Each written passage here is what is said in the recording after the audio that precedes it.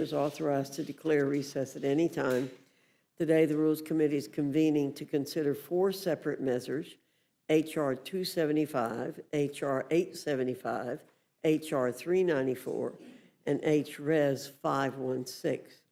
H.R. 275, the Special Interest Alien Reporting Act of 2025, requires the Secretary of Homeland Security to publish a monthly report on the number of special interest illegal aliens who have been encountered while attempting to unlawfully enter the United States. It is not lost on any of us on our side of the aisle that under the Biden-Harris administration, border security was virtually non-existent. It was a farce. Millions of illegal aliens from over 170 different countries flooded our nation's borders. H.R. 875, the Jeremy and Angel Seay and the Sergeant Brandon Mendoza Protect Our Communities from DUIs Act of 2025 makes driving while intoxicated or impaired a ground for barring a non-U.S. national from admission into the United States or deporting the individual. All three of the individuals who influenced the naming of this legislation lost their lives from automobile crashes caused by illegal aliens who were under the influence and behind the wheel. Of course, these are not the only tragic stories of Americans who've lost their lives in this way. There are many, many more. H.R. 875 is a simple, common sense piece of legislation that deserves bipartisan support.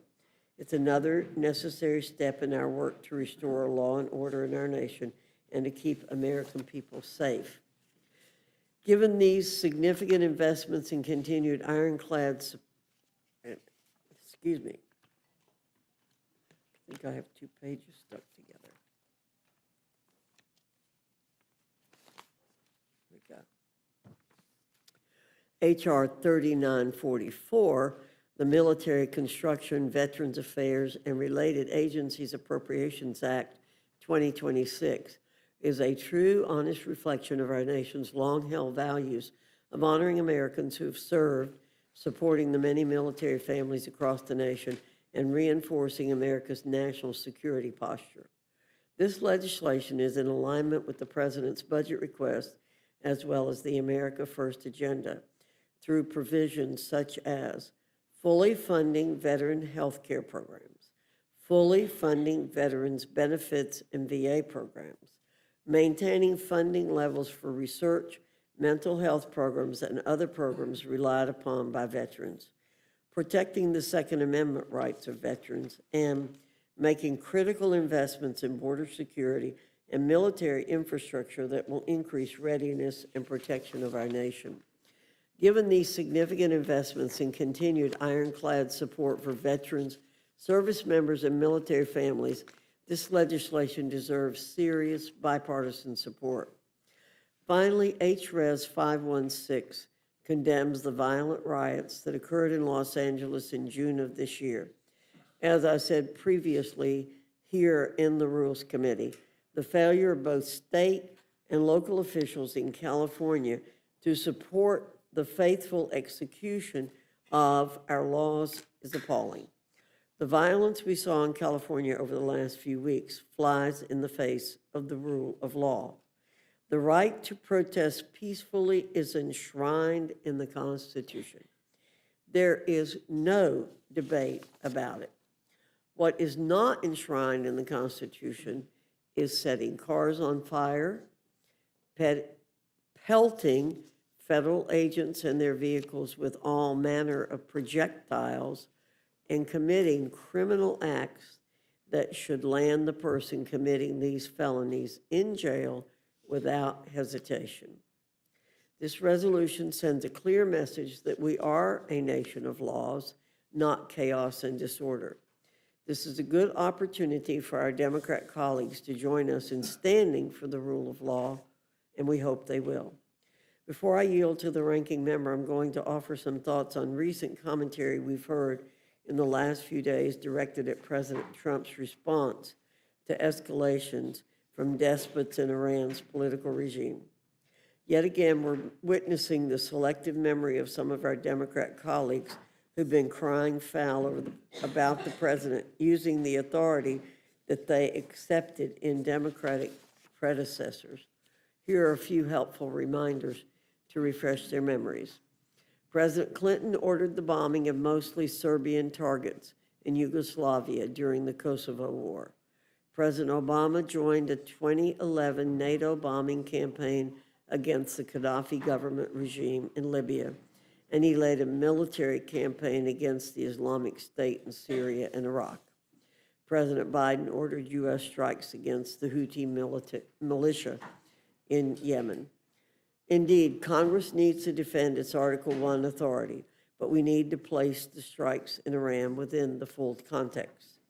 Congress declares war, but President Trump does retain inherent authorities as commander-in-chief, including our national defense. There's no question that Iran is a dangerous actor in the region that has perpetuated and supported heinous attacks against U.S. service members and our allies for decades. Iran has a history of targeting Americans since the start of the revolution. More recently, it targeted U.S. armed forces through its Quds forces. The fact is that President Trump has broad constitutional and statutory authorities. Congress will continue to work to achieve the proper balance of powers, but we need to be clear that President Trump is acting in line with past executive branch actions. And no matter our policy disagreements, I hope we can all unify to condemn the latest Iranian attacks on our service members in Qatar. Our nation's service members sacrifice everything they have for this country. They need our support and unity for their mission to defend and support the Constitution against all enemies. With that, I look forward to today's discussion. I yield to the ranking member, Mr. McGovern, for any comments he wishes to make. Well, thank you, Madam Chair. And I'm going to be honest, in terms of not reading the room, this meeting takes the cake. You guys run this place. You could scrap the agenda right now, and we could debate President Trump's dangerous escalation going on in the Middle East. And instead of that, we get business as usual from Republicans, and it's unbelievable. We should be debating, right this second, debating what is happening with Iran. You guys should have the courage to come here, to explain what is going on, to justify what's going on to the American people, and what this president is doing. This president, by the way, who said he wanted no more wars, who called his opponent a warmonger, who ran for office on lower food prices. Well, 6 months in, and guess what? Food prices haven't gone down, but here we are. And Trump is launching missiles against Iran. I mean, talk about a bait and switch. Not only are we not talking about a war powers resolution right now, media reports say that Republicans are discussing rigging the rules to prevent Congress from having any debate at all. I hear you guys are considering deprivileging a war powers resolution to stop us from having a vote and having a debate. I mean, I think that's just pathetic. I really think it's cowardly. These strikes were illegal and unconstitutional. There was no congressional authorization, no authority, and I have seen zero evidence that this was done to prevent some imminent impending attack. This was a war of Donald Trump's own choice. Donald Trump woke up and decided to bomb Iran, so here we are. And let's just be clear. None of us want Iran to have a weapon of mass destruction. But I'm old enough to remember the last time a president used vague and shifting claims about weapons of mass destruction, dragging us into a war in the Middle East. Does anyone else remember that? Iraq? Trillions of dollars, thousands of lives lost, and here we are again. This isn't history rhyming or even repeating. This is like copy and paste. We've got top administration officials denying Iran is close to a nuclear weapon and then changing their tune a day later. We've got a president escalating the rhetoric and talking now about regime change. Iran is threatening to shut down the Strait of Hormuz, and if they do, gas prices will skyrocket. So much for lowering costs. And let me just also say, I and many others in this body have consistently opposed unauthorized military action no matter who is in the White House. Speaker Johnson said earlier that he, I quote, never heard a Democrat balk, end quote, when Presidents Biden or Obama used the military without approval. Well, he obviously wasn't listening, because I balked. I balked, and so did a lot of other Democrats. And frankly, I really resent the implication that this is all some political game. I opposed President Obama's actions in Libya. I criticized his escalation in Afghanistan. I held President Biden to the same standard when it came to Yemen. I have been consistent on this issue, and so have many other Democrats and many Republicans as well, to be frank. So this isn't partisan. It is about our responsibility to the American people. And I have the receipts here of all the times that I have questioned the actions of both President Obama and President Biden. But this is about our responsibility to the American people. And if we're going to spend their tax money dropping bombs on another country, if we're going to put their sons and daughters in harm's way, the least we can do is have the courage to debate it and to vote on it. If you think Americans want another endless war in the Middle East, go ahead and vote for one. But I want to know why Republicans don't want to have that debate, especially while American troops are being put in harm's way because of this president's reckless and unconstitutional strikes. And let's not get started on the Republicans' horrific tax scam bill that's working its way through the Senate, which is going to rip food off the tables of hungry kids and seniors and kick millions off their health care and gut programs like Medicaid and Medicare. Republicans are happily ripping basic assistance programs from regular folks so they could give even more tax breaks to the ultra-wealthy and their billionaire donors, while also adding trillions to our debt. Once again, this committee is doing a disservice to the American people. No president, Democrat or Republican, has the authority to bomb a sovereign nation without congressional approval, period. The Constitution gives that power exclusively to Congress, and I'll be damned if I sit back while Donald Trump drags us into another endless war. And shame on this committee and this body if we don't bring up a war powers resolution and have an up or down vote on this issue. We need to restore Congress as a co-equal branch of government. And I'm proud to co-sponsor the war powers resolution of my Republican colleague, Mr. Massey, who used to be on this committee, to stop this from going any further. And again, Speaker Johnson, this is not all politics. Many of us have consistently spoken up about this for years because the American people do not want us dragged into another endless war. We need to do our jobs, and before this goes any further, we need to have a thoughtful debate. We need to ask the questions, and we need to get this right, and we need to have a vote.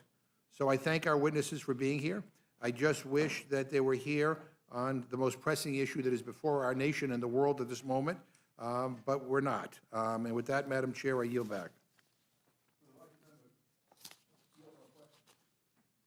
Yeah, happy to. Do I have the, can you give me the time back? I'm happy to yield to the gentleman. Did you ask for the same debate when Joe Biden gave $16 billion to Iran in cash? Yeah.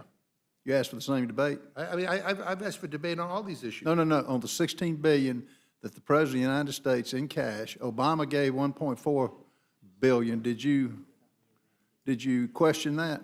It was all over the news. I think we voted on the JCPOA agreement. No, the cash that was delivered in the middle of the night. Yeah, well, I don't know what the gentleman is talking to. I'm sorry that he doesn't want to have a debate on what we're doing right now, and I appreciate it, and I appreciate the fact that the Speaker of the House, maybe because of bad staff work, doesn't understand that many of us have been raising these questions both under Democratic and Republican administrations for years about the need for Congress to exercise its legitimate constitutional authority when it comes to war. But we should have this debate, and I would like to think that this is not not just Democrats, but Republicans should want us to have that debate. We got to get this right before we find ourselves up to our neck in another quagmire in the Middle East. I thank the gentlelady, and I yield back. Thank you, Mr. McGovern. Thank you, Mr. Norman. Let me say I believe there will be debate on this issue, Mr. McGovern. We are not having discussions about turning off privilege. So I believe there will be that debate.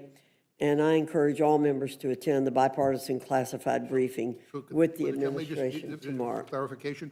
So does that mean that the Rules Committee will not, in this or in any future rule, deprivilege the Massey resolution? I do not anticipate that happening. Well, I'm encouraged by her assurance, because it is privileged, right? Without objection, any prepared statements that our witnesses may have will be included in the record.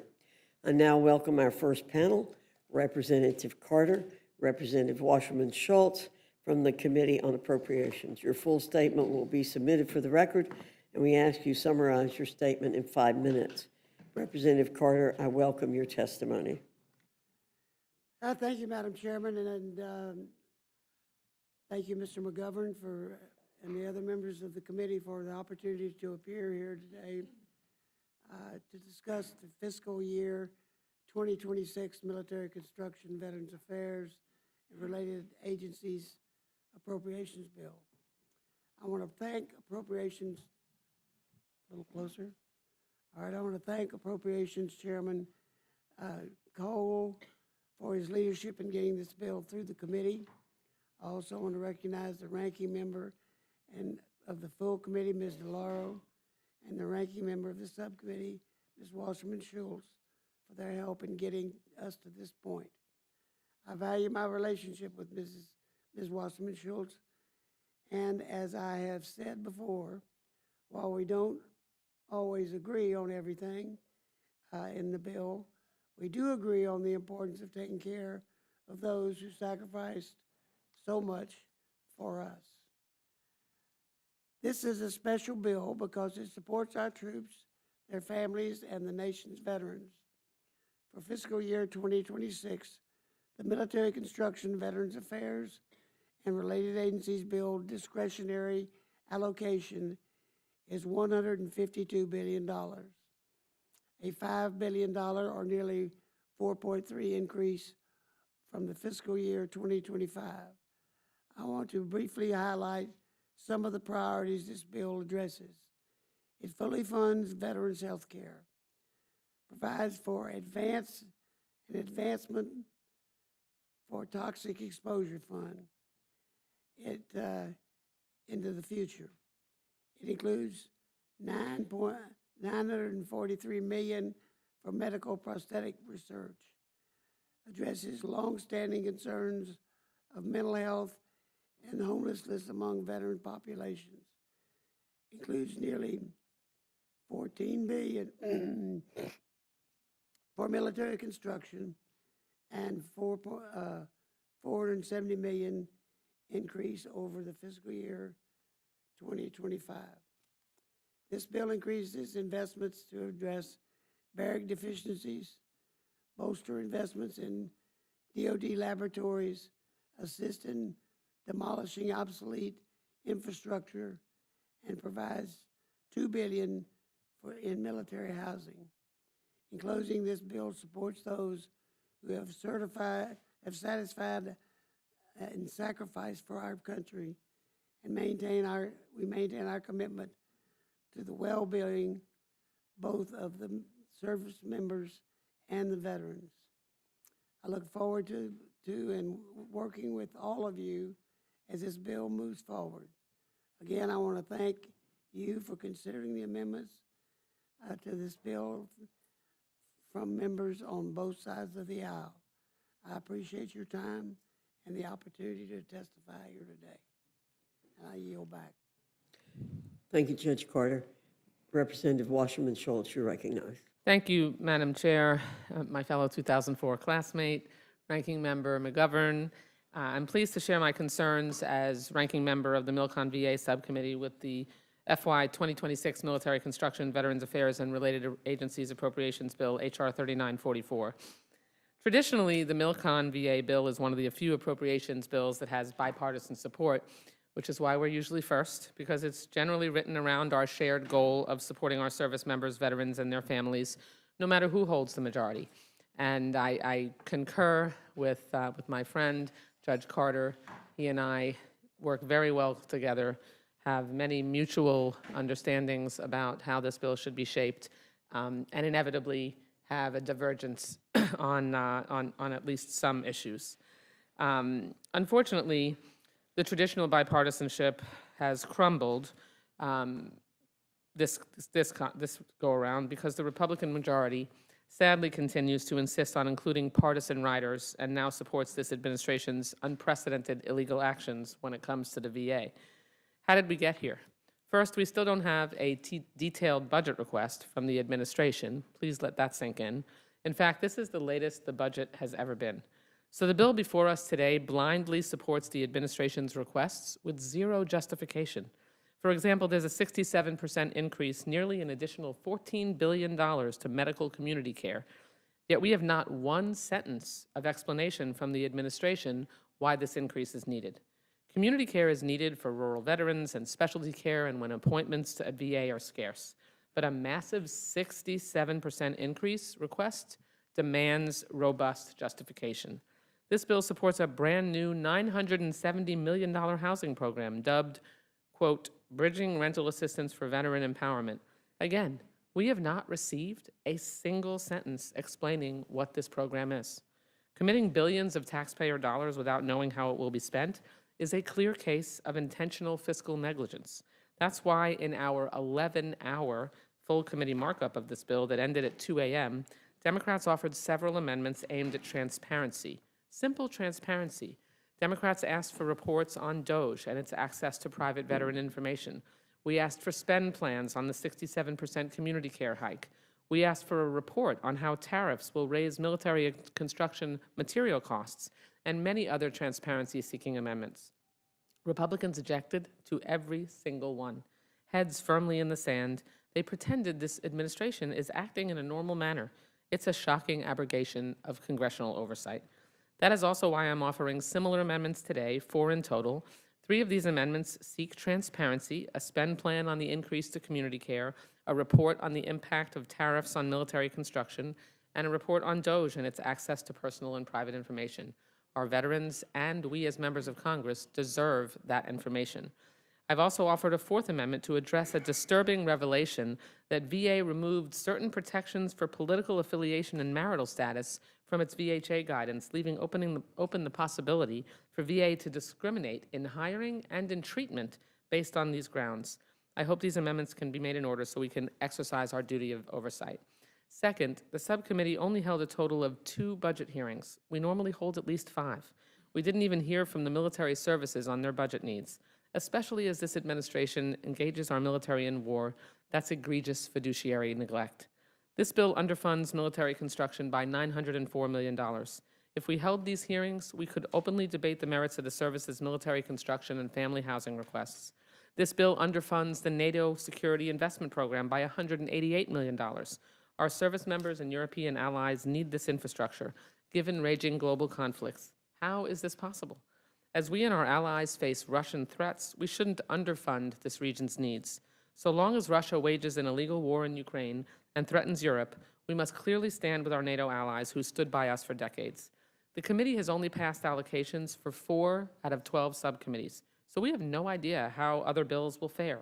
Other bills that fund programs upon which our veterans rely, like housing assistance in the THUD bill and financial aid in the LHHS bill. That's not sound budgeting, it's hiring a blindfolded accountant. Simply put, this process was rushed forward without critical information, which is Appropriations 101. What is clear is that this bill does not fully address the needs of our service members and veterans. With regard to the VA, I'm pleased that during full committee markup, I was able to work with Chairman Carter, as we so often do, to secure $51.7 billion in advance funding for the Toxic Exposures Fund. Advance funding the TEF does nothing more than provide certainty that funding will be available when it's needed for veterans who have been subjected to toxic substances, keeping the commitment we made to them in the PACT Act. But it truly is a shame that this bill includes 8 poison pill riders. Absent these riders, it would be far easier to reach agreement on a bipartisan basis. I want to single out just a few toxic provisions. The bill again prohibits the VA from implementing its interim final rule to protect a woman's right to an abortion and counseling. While Republicans use this historically bipartisan bill to further limit women's health care access, it ignores whether an abortion is in the veteran's best medical interest. Disturbingly, Republicans think veterans should only have access to abortion if they're dying. So this bill has the government making personal medical decisions for veterans, not their doctor or the veterans themselves. It's a cruel, ironic way to treat those who fight for our freedoms by taking those freedoms away. This bill also undermines VA's ability to keep at-risk veterans safe by preventing VA from reporting a beneficiary to the National Instant Criminal Background Check System. This help keeps guns out of the hands of those who federal law prohibit from purchasing or possessing firearms. It in effect bars VA from following a law intended to protect veterans. With these and other serious concerns, I cannot in good conscience support this bill. Thank you for the opportunity to present my concerns. I yield back. Thank you, Ms. Wasserman Schultz. Judge Carter, is there anything that Ms. Wasserman Schultz said that you'd like to respond to in any way? Yes, ma'am, on the issue of the abortion, Is it on? The we'll red use light? the Hyde Amendment. We've used it since '97. I mean, nothing's changed. And that's basically, that's kind of a done deal. Okay. We had a debate on the more than 1 year on this cleanup. And we debated it well, and we finally got off and made a deal. I have a thing against this government building up slush funds and then letting them sit there and sit there and sit there and sit there, and then all of a sudden somebody uses it for something else. And so that was my whole issue on that. Debbie made great arguments, and I agree with her arguments. And so we basically put it aside and started to work on it. We ended up with an agreement that we basically doubled again the funding that we had 52 billion, I think, to start, and then I gave it to 51 billion second time around for that fund. Okay, sorry. But I said, we're going to use this within a 2-year period of time, and if we don't use it within a 2-year period of time, then it goes back to the Treasury, which to me means that it's going to be used to do what we're needing to do, and if we don't get it done, you can't sit on it and use it for something else. We want to go back to the Treasury, and those are the two really contentious things we had. We've had, we took out an awful lot of what they consider poison pills out of our bill because we felt like this administration was going to take care of those poison pills anyway, no matter which way it went. And so I just didn't include a lot of things we had included this a year ago because there's no reason to have the debates over those things. Those things will be taken care of by the administration. Yeah, my understanding is it represents an $82.6 billion increase above the FY25 enacted level for the Department of Veterans Affairs. That's right. Okay. And she's absolutely right. And I think everybody in the Appropriations Committee, in every committee, subcommittee knows, we haven't gotten all the information that we need. We have no charts. We have no telling us this is that we're going to be done, this is going to be done, which we rely on, and we haven't. Chairman Cole's position is we are trying to get a bill ready so we actually have an appropriations bill this year. Right. We haven't had one for a while. And as these things come in, we will make adjustments, and I think that's a fair way to handle it. Okay. One more question. So given the cash infusion, don't you believe the logic of the Democrat colleagues is self-defeating with respect to DOGE? DOGE is canceling rogue credit cards from agencies asking for receipts for reimbursements by agencies and finding money being squandered on LGBTQ comic books and operas. And the Democrat positions to stand against the $82 billion cash infusion for veterans in protest. Do you agree this opposition is self-defeating? Yes, I do feel it's self-defeating. In addition, I have a lot of confidence. There's a lot of noise about 80,000 firings, something like that. I don't anticipate the way they have it set up. They've set the programs that they need to continue, and nothing can be touched in those programs. And I trust the chairman to make wise decisions on people who should and should not be continued in their job. That's if you're not doing anything and you're just waiting for your retirement, then go ahead and retire. And that's probably my thoughts on that issue. But that issue really doesn't affect us. We are dealing with appropriated funds here, and we're not dealing with the funds that go on forever. Whereas DOES is dealing with those funds, and that's somebody else's problem besides ours. Thank you, Judge Carter. Mr. McGovern, you're recognized. Yeah, well, thank you. I have a very different opinion of DOGE than the both of you. Since taking office, the Trump administration and DOGE have continuously overstepped the law. They have overstepped the law. Their efforts have been paused or blocked by federal courts 189 times. I mean, it's incredible. That's many more cases, by the way, are in progress. Mass firings and then reinstatement of those fired have caused chaos and disruption to veteran services. I hear that from veteran services in my home state. And I'm sure if you talk to the veteran services in your state, you'll hear the same thing. Contracts that provide direct services to veterans have been canceled without explanation.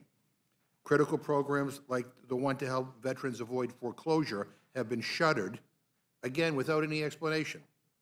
I mean, DOGE was given full, unfettered access to private veteran data, including their Social Security numbers. Yet, the bill before us does nothing to address these very real, concerning, and potentially illegal actions taken by this administration. These concerns should not be partisan.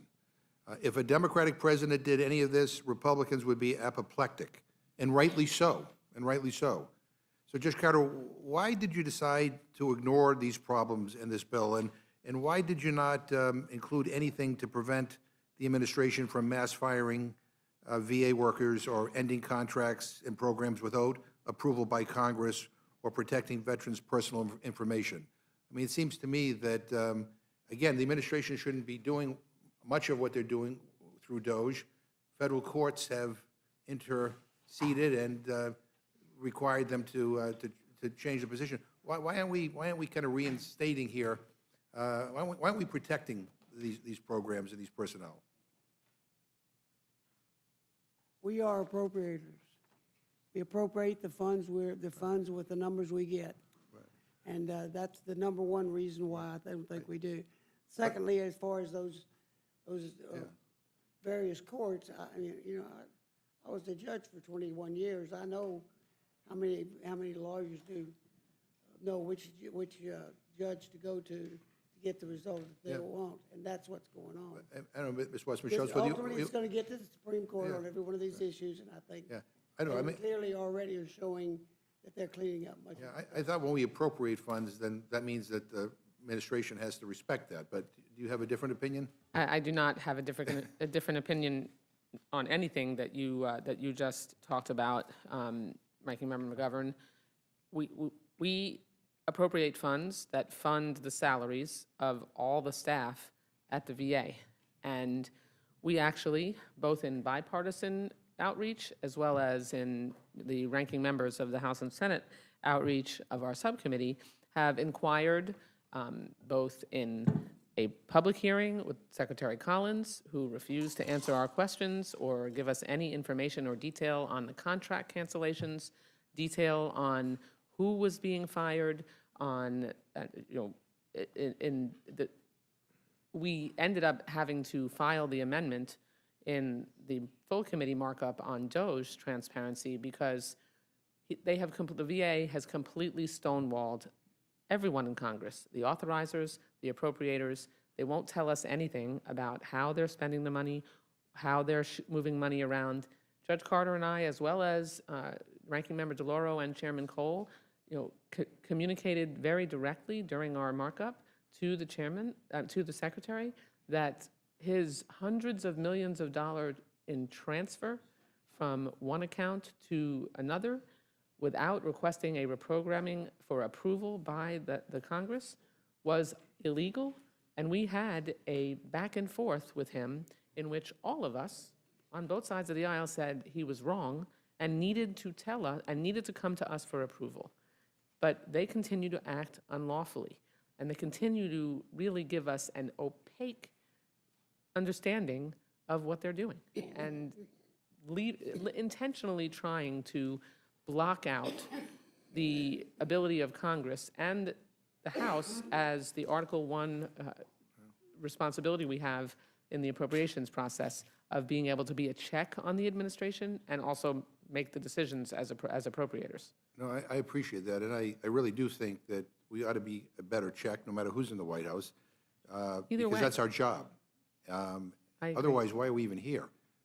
If we appropriate monies and they do whatever the hell they want to do with them. Representative Wasserman Schultz, my understanding is that the Republican drafted bill that you marked up in your committee originally did not include any advanced funding for the Toxic Exposure Fund for veterans' medical care. But Democrats were able to amend the bill to include over $50 billion in funding for this account. Can you talk about what happened in your committee markup and why this funding is so important for our veterans? Yes, and I'm appreciative that Judge Carter and I, frankly, because of the longstanding relationship we have and both of us being in this role, either in the roles we're in now or when the majority switches, have enough trust built up that we were able to step to the side and postpone a decision on the amendment that I initially introduced that would reestablish the $51.7 billion in the advanced funding for FY27. I want to make sure that everyone understands the TEF is not a slush fund by any means. It was created in the PACT Act to make sure that because we have such an erratic process that we go through that doesn't always guarantee we get finished on time, that there is continuity in the appropriations process, that if we are delayed, we end up having the potential for interruptions. We have advanced funding in our bill for longstanding policy for medical care, and when we passed the PACT Act, we established an advanced funding in the Toxic Exposure Fund, which is mandatory funds, so we can keep our commitment to toxic exposed veterans that they would have guaranteed funding. And the PACT Act lays out clearly how funds in the TEF are to be used, and unless the administration wants to break the law, which I guess is possible given their track record so far, the funds should be obligated in accordance with the PACT Act, and they do not become available. The advanced funds for FY27 in the Toxic Exposures Fund doesn't become available until October 1st of 2026. That's the first day of the fiscal year of FY27, and the administration can't touch those funds until that time. So that's the opposite of slush fund. That is very proscribed, specific direction on how to spend that money. And we did, in the agreement we reached, put a limitation that those funds would expire in 2 years if they were not expended. But we'll come into FY27 in the next process, and presumably we'll agree upon an advanced funding for FY28 so that we have that continuity. So it is certainly not a slush fund, and it is absolutely essential. And we've had an ongoing disagreement over, since the PACT Act passed, on whether or not there should be a funding in a toxic exposure fund. That is the only way that we can keep our commitment in the guaranteed funding to our toxic exposed veterans. Did you want to add? You want to add something?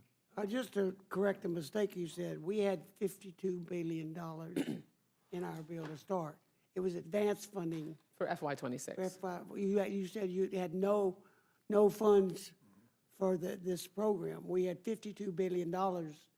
It's certainly not no funds.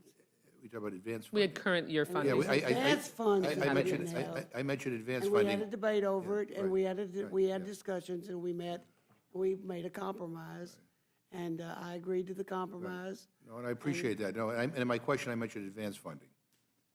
Yeah. And, Mr. Carter, this I bill, want to make it clear. Yeah. We funded this program to the tune of $52 billion. It was the advanced funding that we had this discussion over. right, and that's what I asked. It was Yeah. solved in our committee, I think, through the way this place is supposed to work, both sides. No, and I'm glad. were reasonable, and we no. came up with a I'm glad. compromise. Let me just one other question.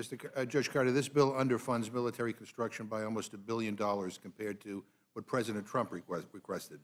That includes underfunding the NATO Security Investment Program by almost $200 million.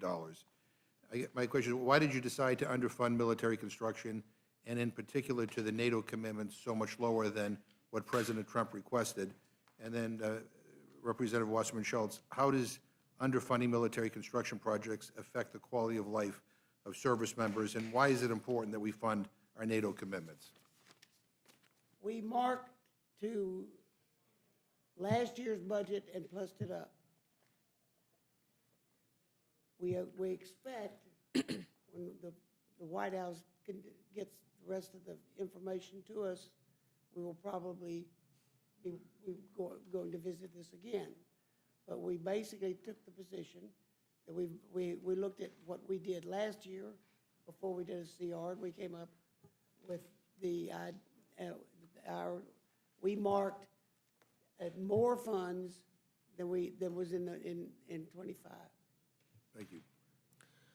Responsible Schultz? Underfunding military construction by almost $1 billion is really incredibly irresponsible. I mean, it's almost $1 billion less than was in the president's budget information that was choppy information to begin with that he gave us. So, and then in particular, the $188 million less than the president requested, no lover of NATO, by the way, for the NATO Security Investment Program.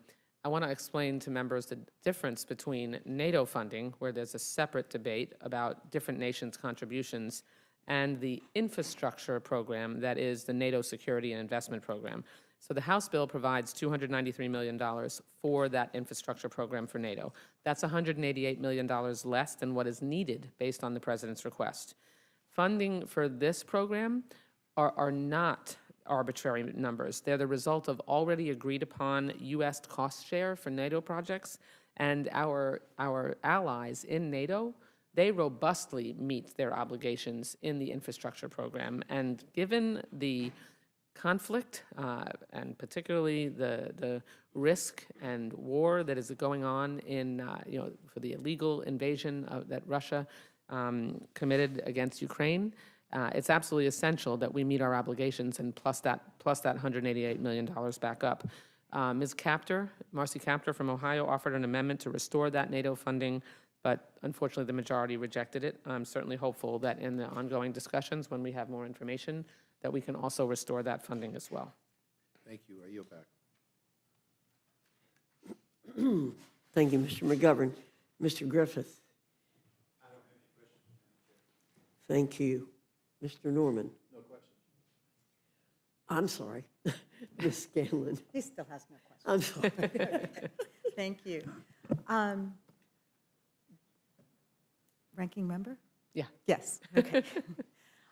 You raised a number of interesting issues, and I think you both discussed the fact that we still haven't received a full budget from the White House, so that makes a lot of what's going on here hypothetical. But there were several issues that you raised, and there's been some discussion of slush funds. I was really concerned by the idea that there are these pots of money, tens of billions of dollars, that would be dedicated to privatized medical care, and then more billions of dollars dedicated to private housing.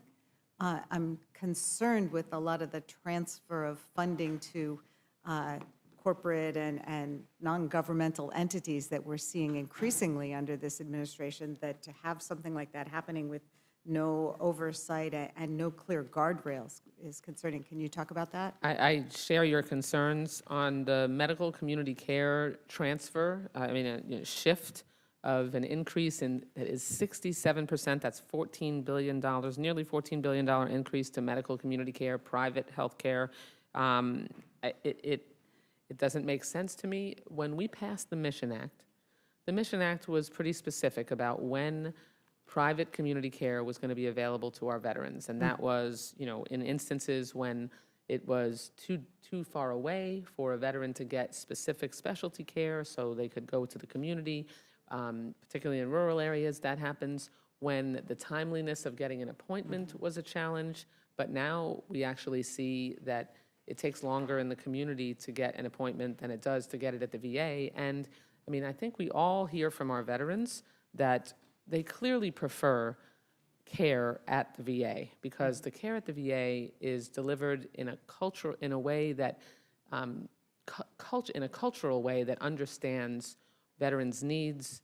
A huge percentage of VA employees are veterans themselves.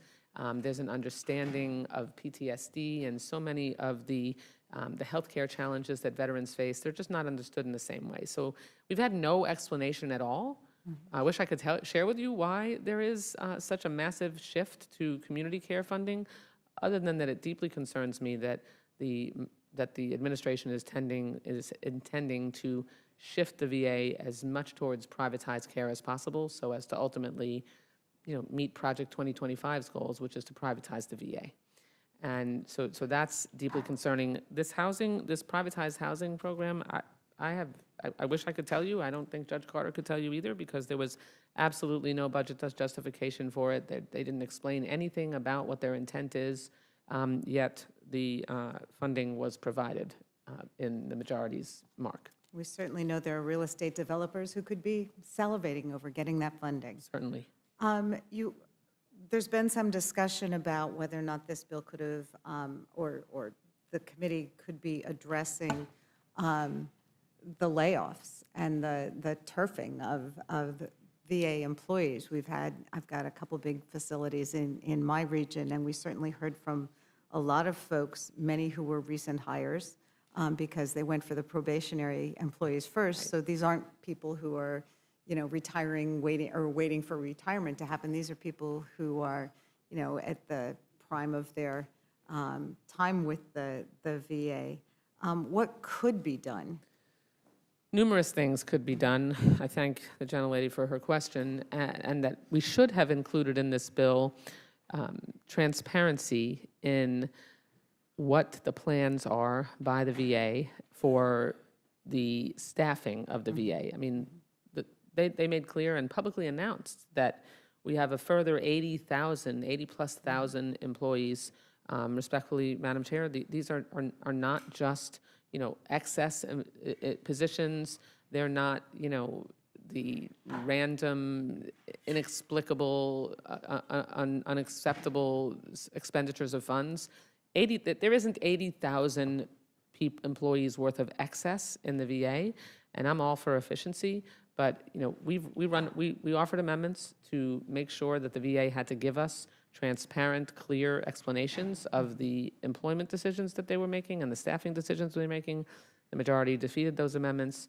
The majority seems to not want any information. They just seem to want to allow the VA to have free rein over the quality of life of our veterans, and without any explanation. We have homelessness issues, we have suicide prevention, we have we have challenges in terms of getting them the care that they need, the specialty care, and I mean, we're allowing the wholesale dismissal of employees and the expenditure of funds without explanation and detail for the Appropriations Committee and for the Congress, who have the constitutionally designated responsibility to provide, to appropriate these funds and take care of our veterans. And it seems that there's only one party that is committed to doing that.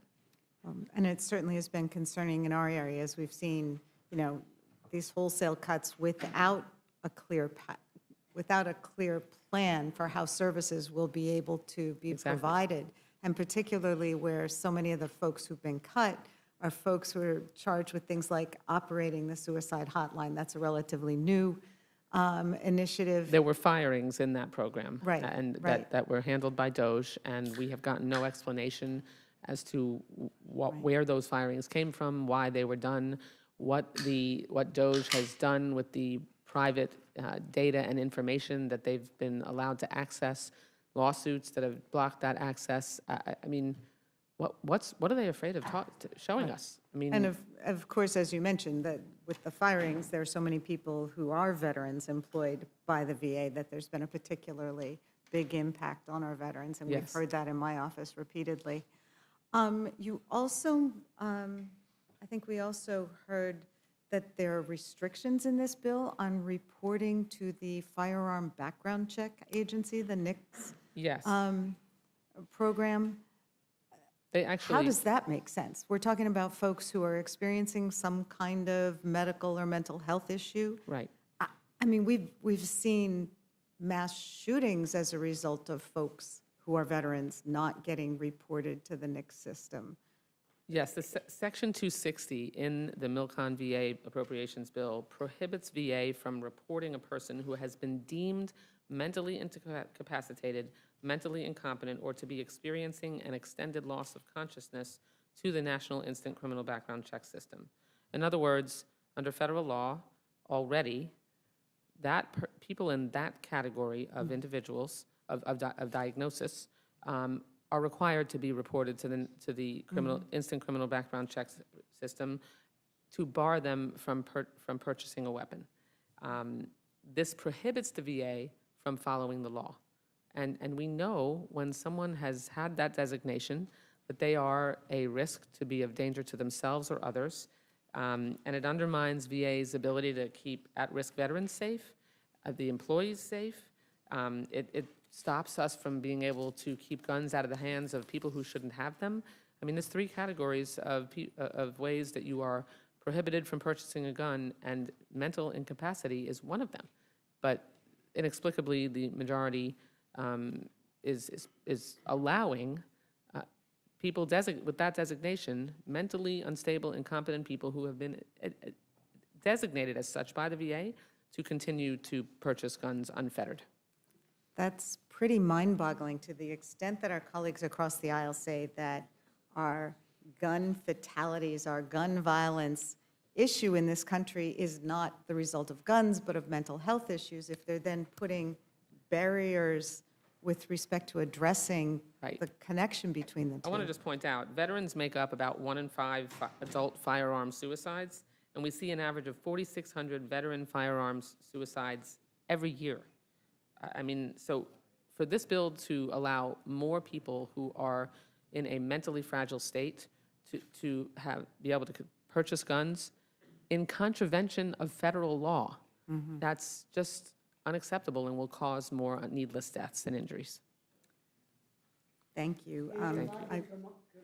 Of course. Thank you. We'll go back, start with the firearms, okay? Under this provision, it would allow VA to send veterans information to the FBI without a judge's consent, which is not right. This has been the law of the land over the last 2 fiscal years and was a bipartisan agreement. While I know veterans' health, mental health care is a concern, our bill and report includes language regarding the firearm lockbox program as a tool for veterans to safely store their guns. We provided $31 million for Veterans Crisis Line and $698 for Veterans Suicide Prevention Outreach. On the issue of the staff, as I said before, I'm aware of the $80,000 reduction that has been mentioned in the press and other places. We've seen no evidence of any of that, and have had no, and at 80,000, that 80,000 number, I don't think that 80,000 number will materialize. The VA has reinforced the health care and benefits by safeguarding 350,000 mission-critical positions to ensure uninterrupted services. Furthermore, the bill was written and the budget does not include personnel cuts from us at any point. The Secretary has repeatedly stated the VA won't cut jobs that directly impact health care or benefits for the veterans. I would share similar concerns if this affected mission-critical positions, but as I mentioned, those positions are exempt. Thank you, and I appreciate that, but I know from the VA services in my area that while they might designate a doctor as mission critical, they're not designating the folks who make the appointments or get the insurance benefits or clean the labs as mission critical, and so we are starting to see backups and problems with folks getting services. Ms. Scanlon. Did you want to say something Yeah, I else? just- Finally, let me I think it's my time, and I asked Ms. Wasserman Schultz. You have a whole row of people who get to you. I just want to point out that there's nothing in this bill that actually protects staffing or specifically underscores that there won't be any reductions in force for healthcare-related positions. I don't understand how you could possibly think that 80,000 people being fired would not affect delivery of health care. And we attempted to put language in the bill that would make sure that they gave us information about how they're making those decisions and what the decisions would include, and we couldn't even get agreement on that. So, I mean, taking at face value what they say is not enough. I mean, that's why we have a system of checks and balances, and that's why we're a co-equal branch of government. On the NICS issue and what Judge Carter referenced, I want to just outline the process briefly of when a veteran would have their rights, their name referred to the NICS system.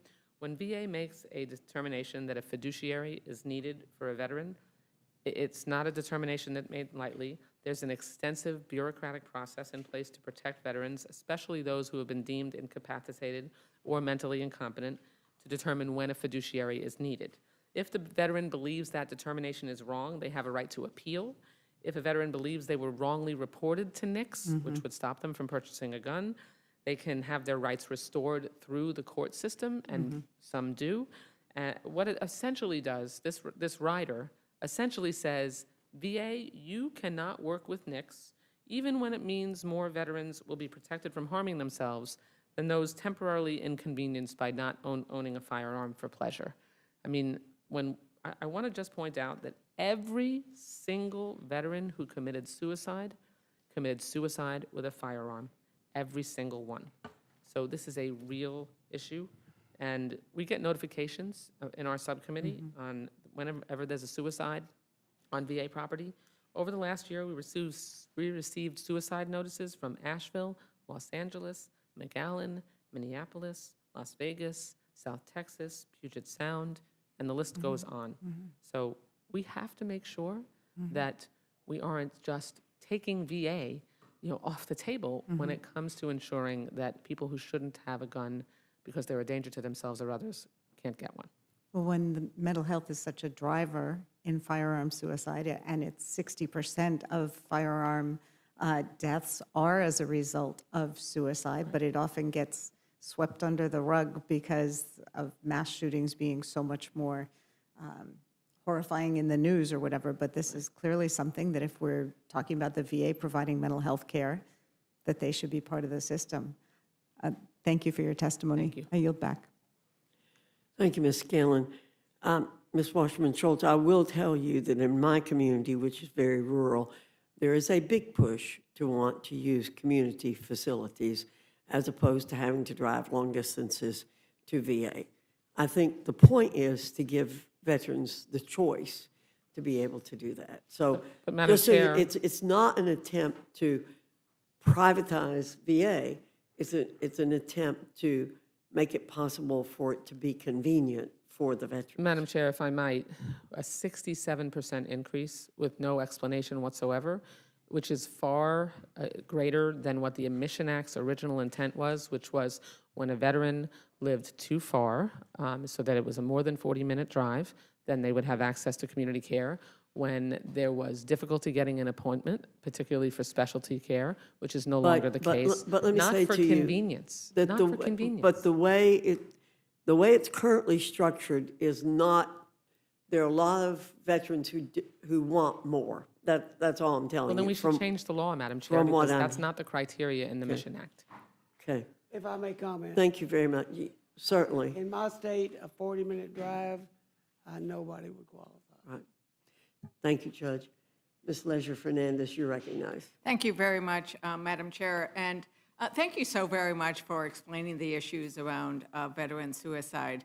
I have met with several family members in my own district where it's heartbreaking, right? And I think that the idea that we are going to eliminate this protection just highlights the fact that we are ignoring that we owe an obligation to our veterans regardless of how we got here, right?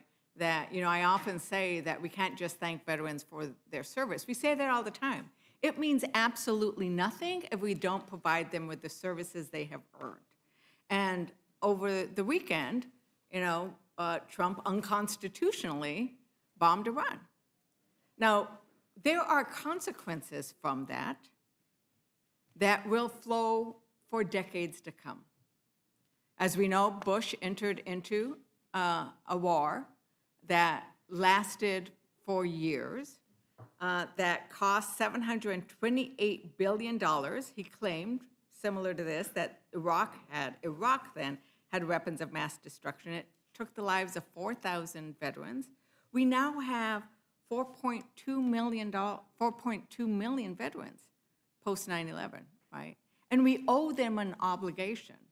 And I want to thank both the judge and you for supporting the Democratic amendment to make sure we had the advance funding consistent with the PACT Act, right? That was the right thing that we did here. But earlier in this hearing, it was suggested that the DOGE cuts were just cutting waste, that they weren't actually impacting services. Ranking Member Rosamond Schultz, would you agree with that assessment? No, and as I mentioned a short time ago, the cuts in staffing, it's one thing if someone decided on their own to take an offer of retirement, but we're talking about widespread staffing cuts, unlawful staffing cuts that were, appropriated by Congress, that have been halted in some cases by lawsuits where judges have determined that they were unlawful, particularly with probationary employees who, didn't have due process. So these indiscriminate, random, significant firings at the VA with 80,000 plus more to come, because, I'm sorry, I'm just not willing to go on the word of a secretary in an agency who has provided zero transparency for their decision-making. Trust me, we're not going to fire the 80,000 that they said publicly that they were planning to. We have a system of checks and balances, Congresswoman, that the Founding Fathers created so that the Congress, with the Appropriations Authority in Article 1, have the ability to say, in this bill, we want a spending plan. We want an explanation.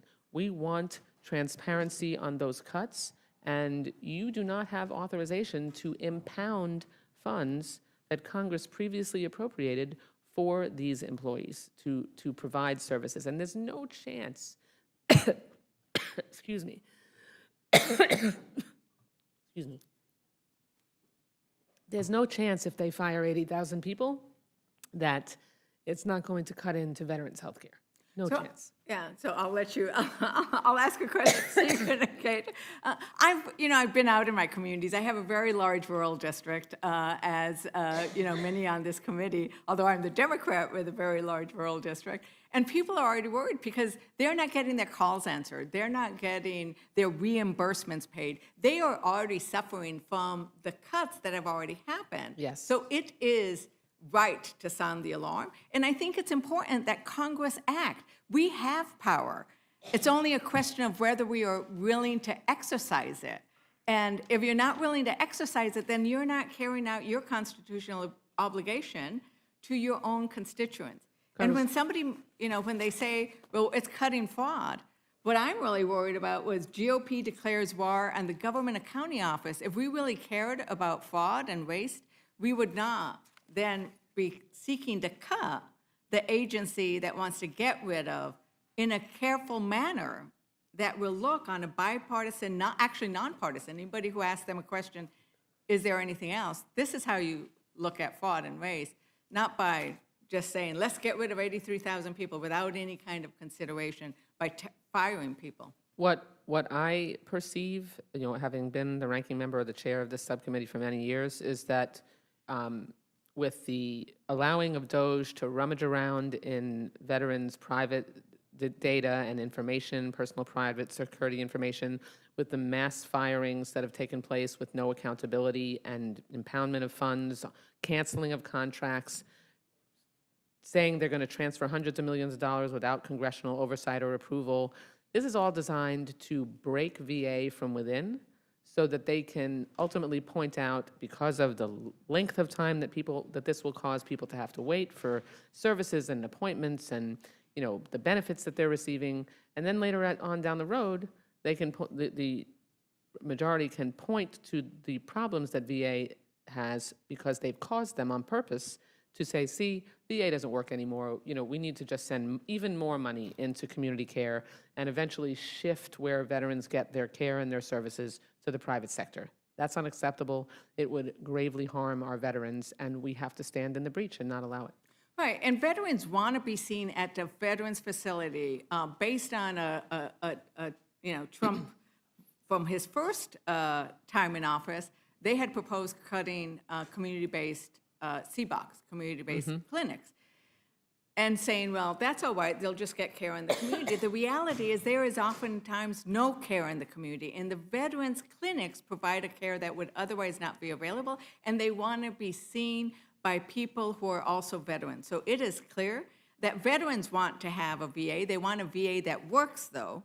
And so, yes, it needs fixing, but you don't fix it by just firing everybody and terminating people and saying we don't have the courage to stand up to The overwhelming administration. majority of veterans have said in surveys that they prefer care at the VA. Right. So if you really cared about veterans, you'd stand up for the VA. I wanted to ask about the impact on women veterans in this bill. And, it denies our women veterans equal access to care and to information that helps them make their best choices for them, right? And it really should be that when somebody signs up for the military, it shouldn't matter their zip code, what kind of care they can get. I mean, how concerned are you? And you mentioned it earlier, but I think we should point it out again. Do you feel that this bill with the writers discriminates against women veterans? Yes. While the funding for women's health care, is still separate and fully funded, the limitations on access to care for women, particularly access to abortion care, other health care services, the challenges of IVF access, it is of grave concern to me that we aren't ensuring that there is equal access to the largest growing population of veterans served at the fastest growing population of veterans served at the VA for their health care, which is women veterans. Right. So it's not right to say, come serve and protect our freedoms, but then we are going to restrict your freedoms with regards to reproductive health care, whether it be abortion or seeking to have a family through IVF. It just doesn't make sense. It doesn't. I'm also very concerned about the fact that we are cutting what we need for resiliency in this time when we actually need more, given the threats that we are in. But I think you've covered a little bit of that earlier, and so I'll forgo those questions. I am the last Democrat. Is there anything else you want to mention in response to any of the conversation? No, I think we've covered it. Thank you so very much, Chair and Judge, and thank you very much, Ranking Member. Madam Chair, I yield back. Thank you, Ms. Leisure Fernandez. Mr. Jack, you're recognized. Thank you, Madam Chair. Just one question, Chairman Carter. I recently saw that the VA had successfully relaunched its electronic health records modernization effort, and as we both know, the current administration is rightly leaning into this technology effort and pushing to deploy more sites over the next 3 years. My understanding is that the new cloud-based system will replace VA's antiquated and cyber-vulnerable legacy system with a secure, standardized federal EHR, fully interoperable with DoD and community care providers. This will allow for seamless sharing of patient information. I think you would agree that our nation's veterans have waited far too long for DoD and VA to align on this issue. That is why I believe this administration is so committed to rolling the system out. In the bill before us, I see that the Appropriations Committee provided $2.5 billion to support the VA EHRM rollout, which is great, but it is short of the President's request of $3.5 billion. Mr. Chairman, can you share some of your rationale on the funding level? And do you see an opportunity to fully fund the President's FY26 request to help deliver this system sooner to more of our veterans? Well, we've been working on this since I came on the committee, which was in 2004. Okay? We've thrown billions of dollars at this problem. We've had every kind of strange, weird thing happen that you can imagine. I've asked the question about 100 times, where'd all that money go?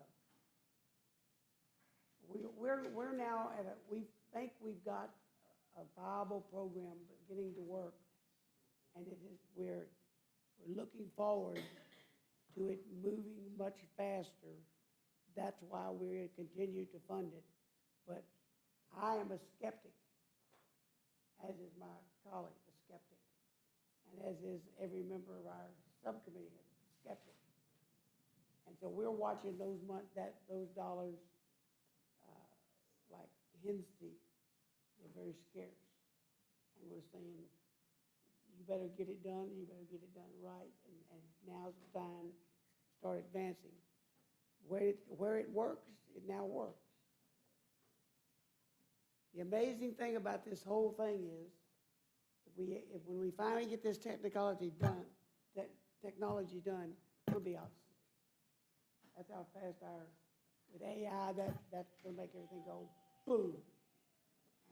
Don't ask me to explain that because I can't. All right, but we are watching and we're waiting for more information from the White House on this, if we need to do other things with this. But we are cautiously funding it to go forward, is the way I can basically say it. I am very skeptical that we've had 5 or 6 different firms that have worked on this. And some of them have even forgotten who they were. I mean, and on both sides, it's been the biggest wreck I've ever been involved in. And I've been involved in some wrecks. Okay? But anyway, we're working on it, and we're watching it. And right now, it is working basically in Washington and Oregon and moving east. And that's why we're trying to get it going. But believe me, I watch this thing with a very skeptical eye, as does my colleague, Ms. Wasserman Schultz. We're very skeptical, but we don't want to stop and go build and start again, because when you stop and start again, it takes 2 to 5 years to see any results again, with billions and billions of dollars going out the door. It is a honeypot for somebody, and I don't know who they are. But anyway, I am watching it closely, as is Ms. Wasserman Schultz. Thank you, Mr. Chairman. Ms. Wasserman Schultz, if you have any comments on that, would be great. I would associate myself with the chairman's remarks. We have had in multiple administrations, both sides of the aisle, serious problems where these launches have had to be halted. There have been patient errors that have even caused death, serious injury.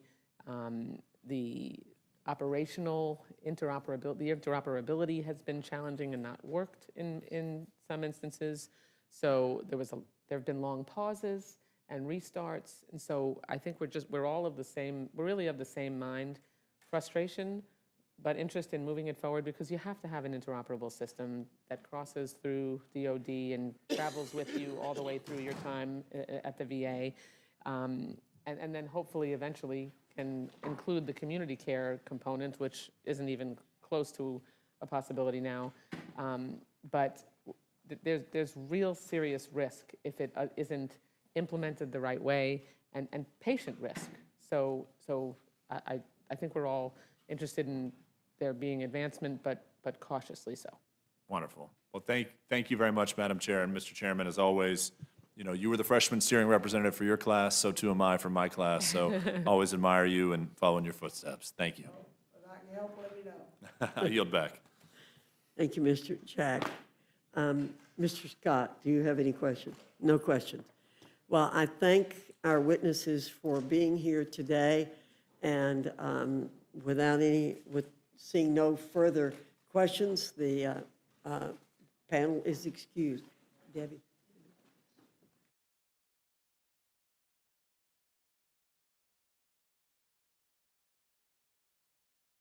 Now welcome our second panel Representative Moore and Representative Scanlon from the Committee on the Judiciary. Your full statement will be submitted for the record, and we ask you summarize your statement in 5 minutes.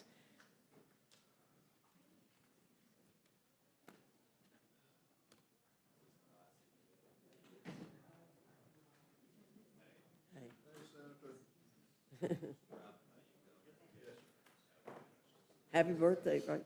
You had a birthday? Did you have a birthday recently? No, okay. Representative Moore, I welcome your testimony.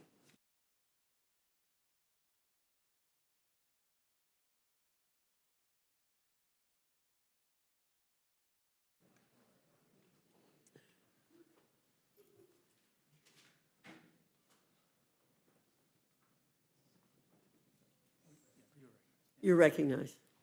Thank you, Madam Chairman. Today, we consider two common-sense pieces of legislation. First, a bill that makes aliens inadmissible and removable if they drive drunk. And second, a resolution that condemns the Los Angeles riots. Now, the average Americans passing this bill and this resolution will be a no-brainer.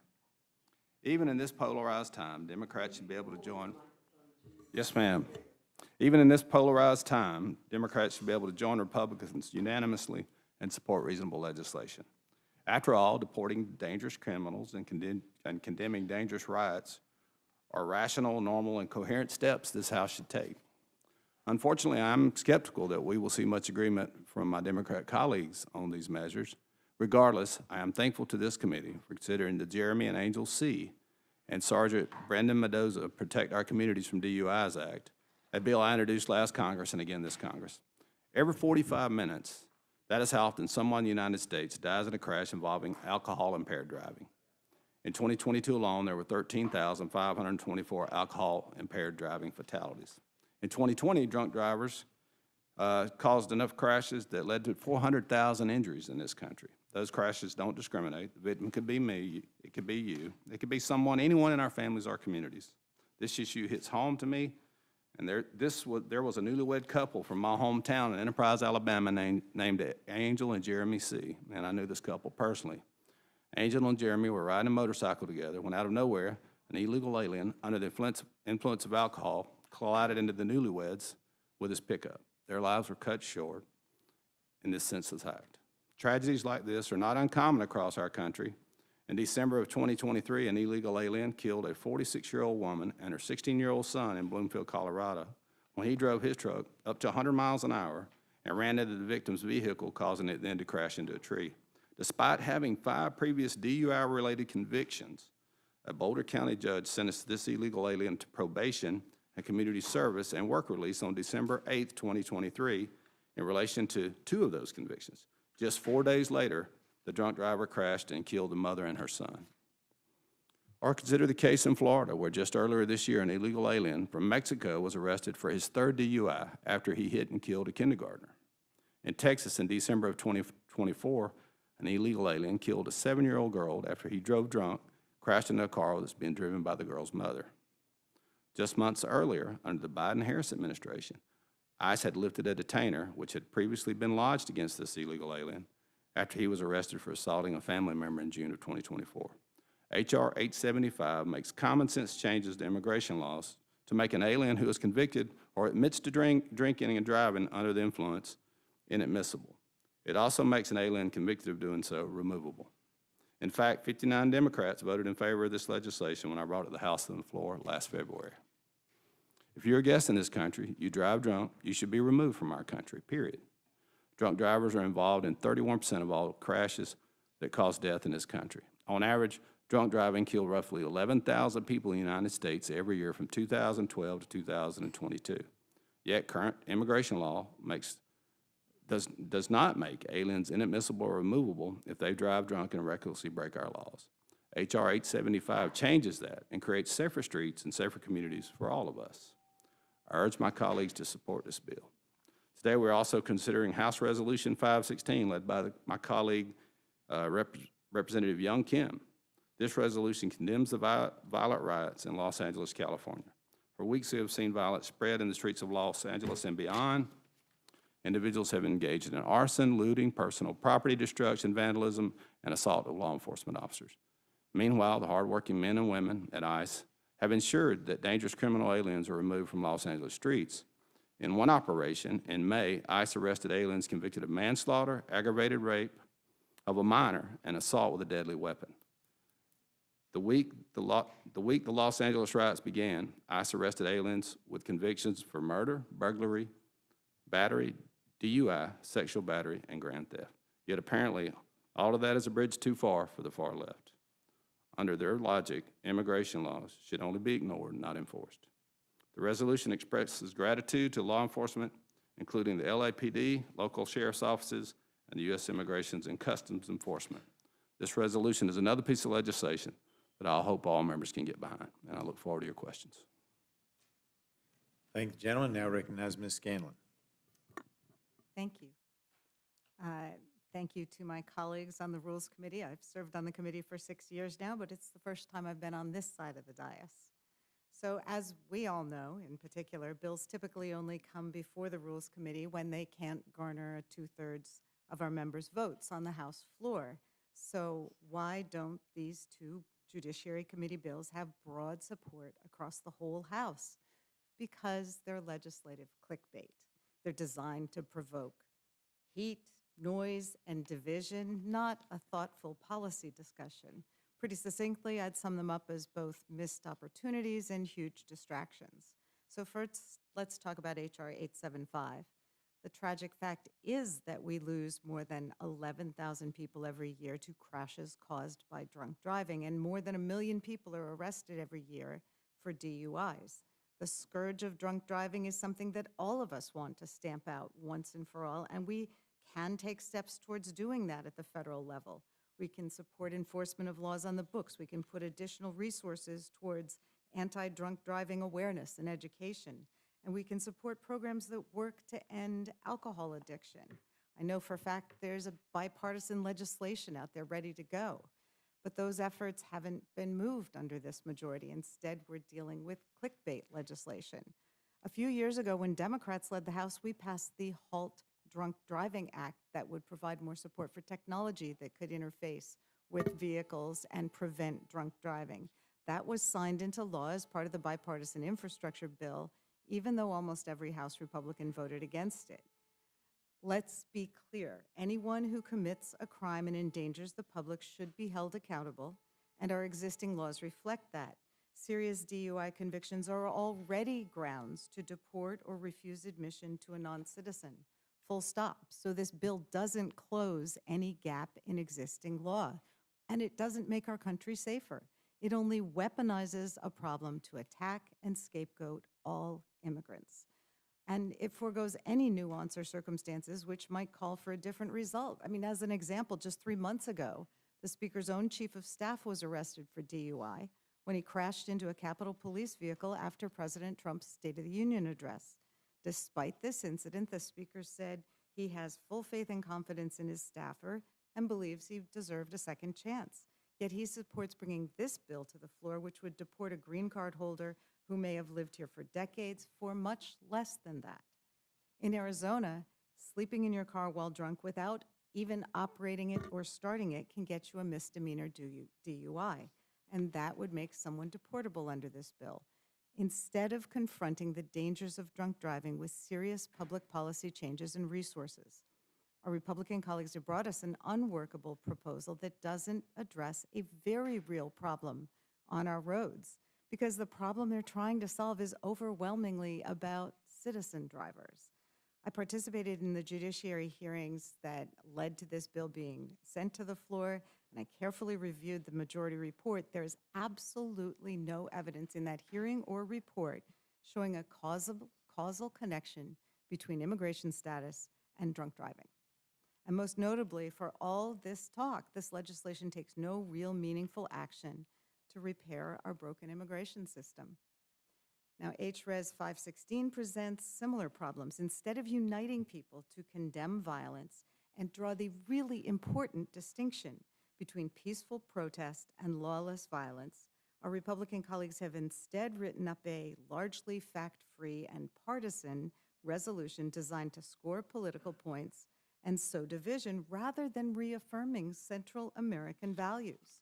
So first of all, the people of Los Angeles, just like anywhere else in this country, have a right to peacefully protest government actions. Because in case anyone's forgotten, that is an American right enshrined in our First Amendment. And unbiased reporting has been clear that the recent protests in LA were limited in scope and overwhelmingly peaceful. Despite what we've heard and what I'm sure we'll continue to hear, any instances of actual criminal conduct that happened in the backdrop of these events were swiftly denounced by California's leaders, they were handled by local law enforcement, and they're being punished by the letter of the law. State and city officials took steps to keep people safe, and local law enforcement has been clear that they did not feel the need to request that Governor Newsom mobilize the National Guard. Instead, what we did see was this administration set out to provoke confrontation and cause chaos. They began by conducting aggressive, rush-hour ICE raids designed to garner maximum TV coverage, featuring masked and armed agents and armored vehicles, which they then used to snatch loved ones and friends from their jobs.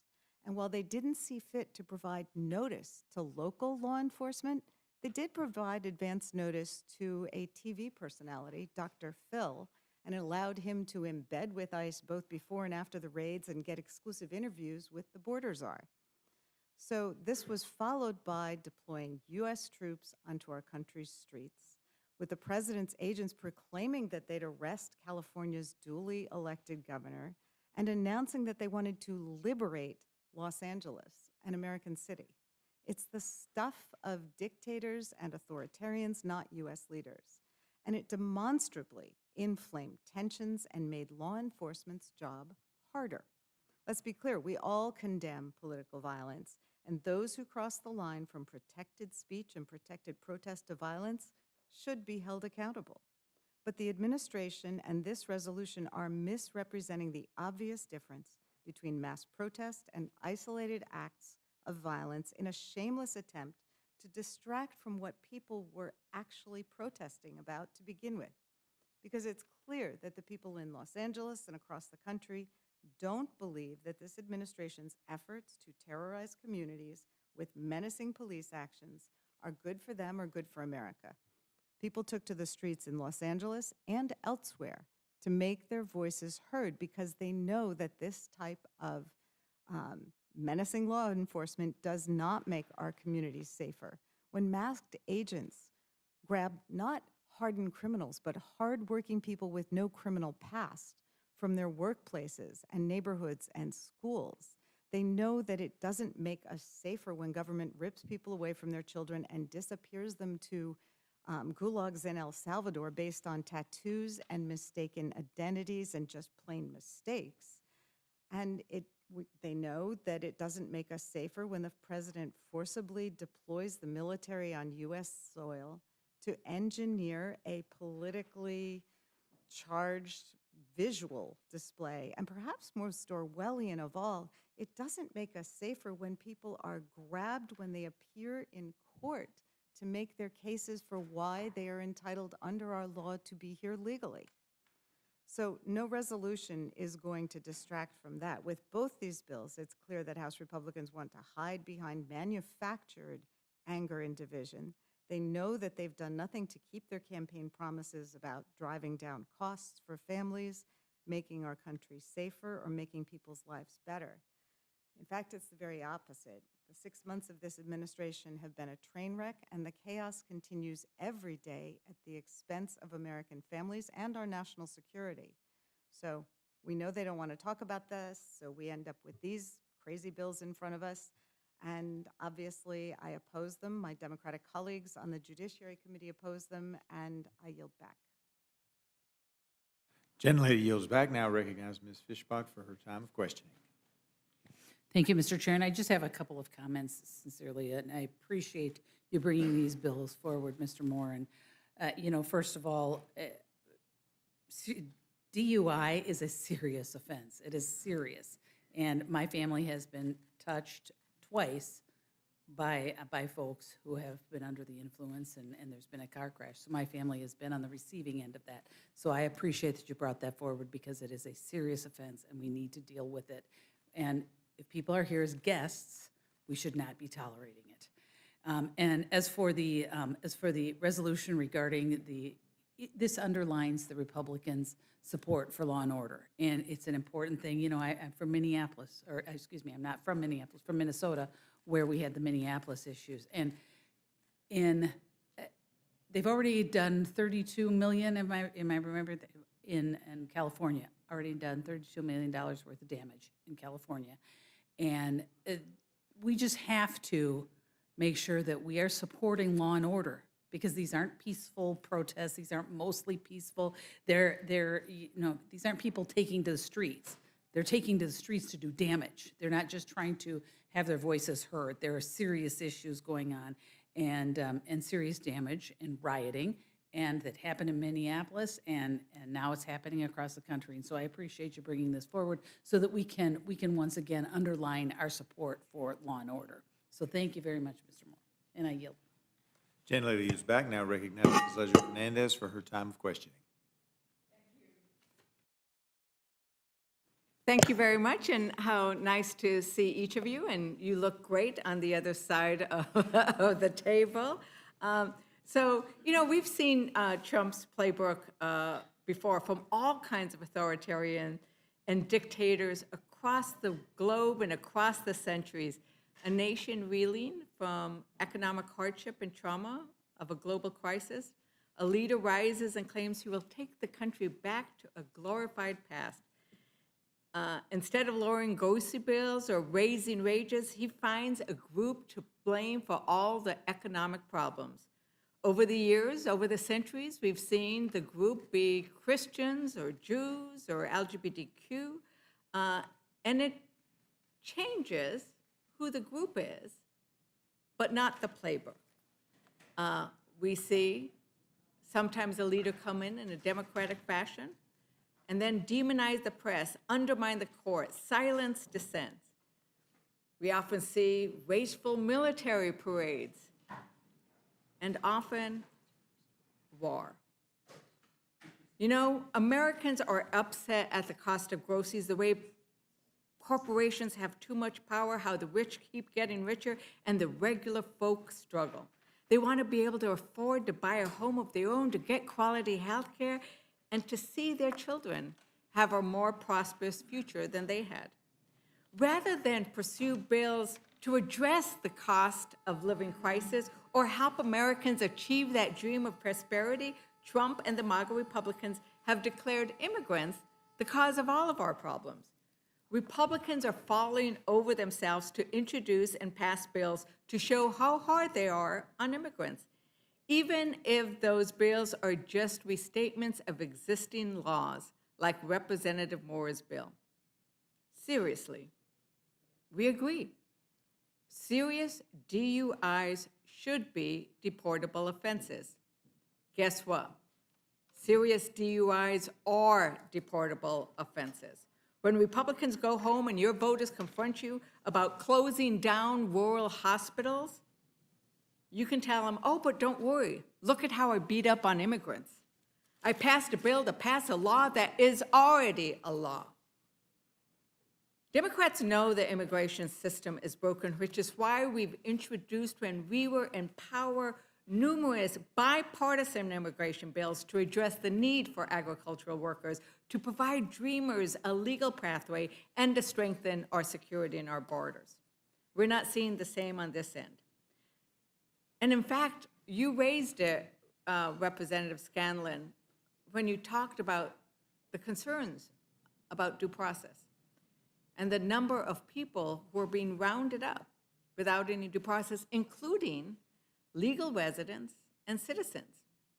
Now, I don't sit on a judiciary bar or any of your judiciary colleagues concerned about this lack of due process. Well, that's been an ongoing concern as we parse through these bills that target immigrants, that very often, actually in virtually every case, the conduct that is being targeted, at least in terms of public relations are things that are already deportable offenses. The issue becomes whether or not there's due process engaged in terms of ascertaining, first of all, whether someone is a citizen or not, whether someone's legally here in the country or not, whether they are actually a criminal or not. That's what due process is about. Otherwise, we end up deporting citizens. We end up holding people liable for things that they didn't do. Right. And I think everybody is in agreement that anybody who engages in criminal conduct, whether it's a protester, whether it's a citizen, or whether it's an immigrant, they need to face the consequences. And so going after criminal conduct is a fair thing to do. But Representative Moore, how many people detained by ICE under the Trump administration do not have a criminal background? You don't know? Well, according to the Cato Institute, as of June 14th, ICE had booked into detention 204,297 individuals. Of those bookings, 65%, 133,687 individuals had no criminal conviction. So we are not going after, right now, ICE is not going after criminals. As you pointed out, Representative Scanlon, they're picking them up when they're going in for their appointments. You don't show up at your appointment if you've been engaged in criminal activity. You are actually following the law, and they're being picked up. And, you know, I think that that's part of the problem. And the other part of the problem is the way, and this is why we have people protesting, which is a First Amendment right. Right? We had 12 million people protesting, exercising their First Amendment rights on the No Kings rallies. 12 million people. If they would have all been violent, we'd have no cities left. And they were protesting in Idaho, they were protesting in Utah, they were protesting in red states and blue states. But part of the problem is when you divert ICE's attention is that you are diverting resources that should be going to attack and to address criminal conduct. One of the things I'm very concerned about is just that. Mr. Chair, I ask for unanimous consent to enter into the record the article titled Exclusive, Thousands of Agents Diverted to Trump Immigration Crackdown. Oh, I am sorry. The source of that is Reuters.com. The Reuters, March 22nd, 2025. All right. Without objection, so ordered. Thank you for the clarification. But from the article, it says the DEA, Drug Enforcement, whose roughly 10,000 staff had led the nation's efforts to battle drug cartels, has shifted about a quarter of its work to these immigration operations. That's a lot of people who should be going after drug lords and drug cartels and stopping the flow of fentanyl, picking up people when they go for their immigration hearings, picking up and raiding our fields where people are picking the food to serve us. That is not making our country more safe. It is putting us more at risk. Is there anything else that you wanted to add, Ranking Member Scanlon? Yes, thank you. I appreciate it. I may have looked surprised when the gentlelady mentioned a figure for damage in Los Angeles, and that was because I hadn't heard it, but we did look it up, and in fact, the figure that she cited was not for damage. It was the cost for pulling out law enforcement in order to address the protests that had occurred in Los Angeles, and the figure probably isn't surprising because the governor and mayor warned the president that if he were to call out the military, that it would inflame the situation and cause more protests, and in fact, that's what we saw. In the days after that happened, protests spiked. They have since receded. So the figure that was offered was not for damage to the city, but it was for the costs of law enforcement and cleanup associated with the protests. figure that wasn't mentioned was the $139 million that it's costing to deploy the National Guard. And in fact, the National Guard have not been involved in controlling the protests. So yes, there are costs here, but they are not as represented. And that's, all going to the fact that there was a plan in place for civil unrest in Los Angeles. They have used their plans many times before. They did not feel the need for it. And in fact, calling out the military here has added hundreds of millions of dollars of costs to the city. So $134 million in order to have a performance of we are sending in the National Guard, we are militarizing our streets, which George Washington said was the last thing you should do is do not ever use our military against our own citizens. It's costing us $134 million, and I don't know if people have seen this, but a lot of those poor National Guard, they were just sleeping, right? They're sleeping on, like they were when they had to come here. The difference is, when they came here, there had been violent clashes, and our own Capitol Police had been beaten. And we needed the National Guard here. We called for them. We wanted them here. Real different in LA when they had sufficient force to handle everything. Well, there's also the continuing cost, because the National Guard, these are folks from the community. Many of them are law enforcement agents elsewhere in the state of California. And the duties that they usually participate in there include things like managing wildfires, which of course California has been particularly afflicted with over the last year, and working on drug law enforcement at the border. So these folks were actually pulled off the border into performative roles in LA. So there's not just the cost of maintaining them in LA to essentially be a backdrop for media hits or something, but then there's the cost of them not being able to do the jobs that they would ordinarily do and pulling them out of their home communities. Right, and before I yield back, I just want to point out that it is the Republicans who refused to put up the plaque honoring the law enforcement officers who protected us on January 6th, even though it is the law. Republicans refused to honor the Capitol Police and other law enforcement officers who protected us from rioters and insurrectionists who were causing a lot of damage. We all lived through it. We should honor them. With that, Mr. Chair, I yield back. I think the gentlelady now recognizes myself for time of questioning. Mr. Moore,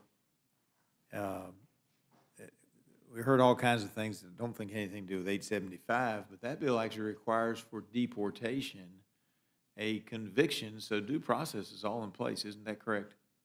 Yes, that's correct, Mr. Chairman. And it requires that, actually, I have a concerning, it actually requires that the way the judge goes through the process, he uses the same laws NIA that they've used for years to determine if, in fact, it is a crime. And, of course, the DUI part of it is the conviction itself, right, the due process. And so they get a due process going through it, and so it's one of those where they just go through, and it's the normal court hearing. But if you look at it, it's 80 years the Board of Immigration and Appeals has provided additional protections for aliens who removability or inadmissibility is based on admission. So under the BIA precedent, to be considered an admission, an alien's admission must be explicit, unequivocal, and unqualified.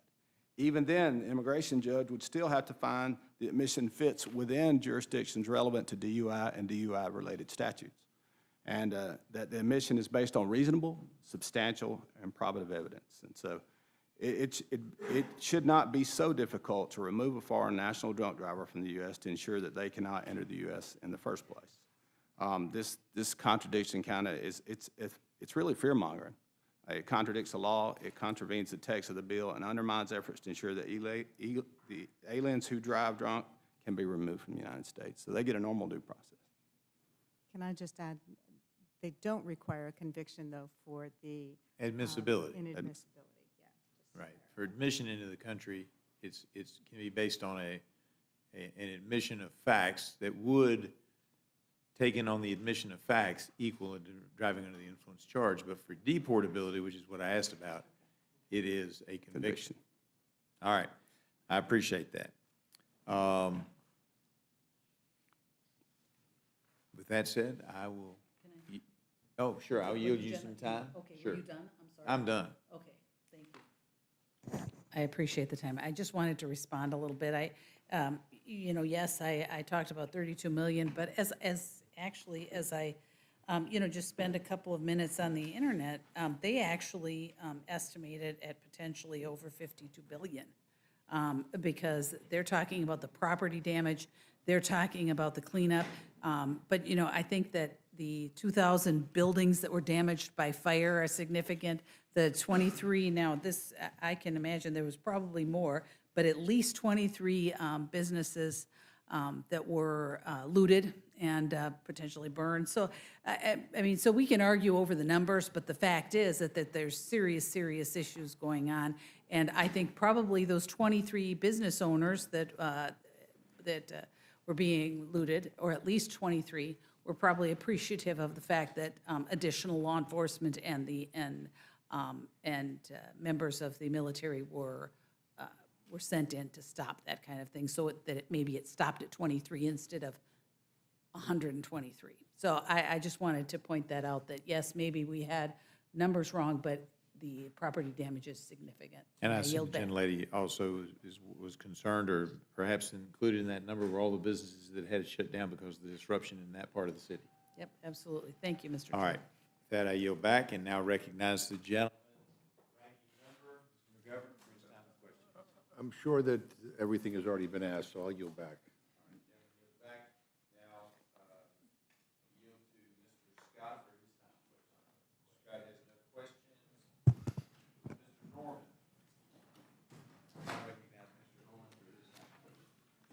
I've got very few questions. Barry, Congressman Moore, thank you for putting this up.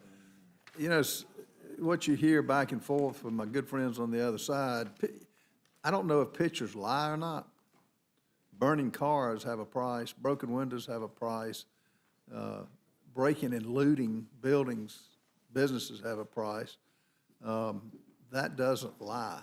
And to say that it does is peaceful protest, it's just not true. Then pictures don't tell a different story. It's a shame we have to have this. Los Angeles do not have a strict punishment or consequences for it, and that's why you have all this. To think that you send in police and inflames people is really laughable. Oh, I'm sorry. I said it was sending in the military that inflamed people. It wasn't the police. Inflames the people. Send in the military to keep order, from buildings being burned, from people, ICE officers getting beat up, You think from businesses people of getting Rock Hill looted. would enjoy That's it if the ama- military hit the streets Can I of just your finish? hometown? Can I just finish? Then I'll let you, I'm not going to interrupt It you. is the gentleman's time. I'll be glad to, but they can't, no one can hear, maybe they don't want to listen, but to say that police, National Guard, military being caught in flames, and that's why they tear up buildings, loot buildings, break windows, tear up cars. Is that what you're saying? No, that's not what I'm saying. Okay, what are you saying? I'm saying that as the governor and the mayor indicated, they were capable of handling whatever looting or whatever had happened in connection with these ICE raids, but that the announcement that the president was going to send in the military did inflame folks and caused more protests. And if people do things that are out of hand when they come in and protest, then their police were able to handle it. But the issue was that the president exacerbated the situation here. It's basically a 10th Amendment question. I mean, going back to the founding of our country, police power is reserved to our states and to our local agencies, and people don't take it well if someone tries to impose the military on their streets. I think the governor's record is pretty clear on the free-for-all that he allows in California. How that man stays in office, I have no idea. He has, unfortunately. Unfortunately for the people of California. Mr. Moore, you have any comments on? Sir, I saw the videos you saw, the police officers, the cinder blocks through the windows, the police officers being hit with cinder blocks. They needed backup. And I think that to restore order, a lot of the flags I saw were not American flags being waved in California. And so I think the president acted duly. He brought in the National Guard, and he got the situation under control. The figure I saw was 20 million on damages, but we saw immigrants who actually had businesses who were being knocked down, their business is being raided, and so the cost of that, the loss of business, the revenue to that community is going to be, and all that, the security issues. Just people will be afraid to go to those areas until order is restored. So I think the president did the right thing. He absolutely did the right thing. And police officers can't patrol. This didn't go over. The looters didn't just do this for 10, 11 hours. They did it days.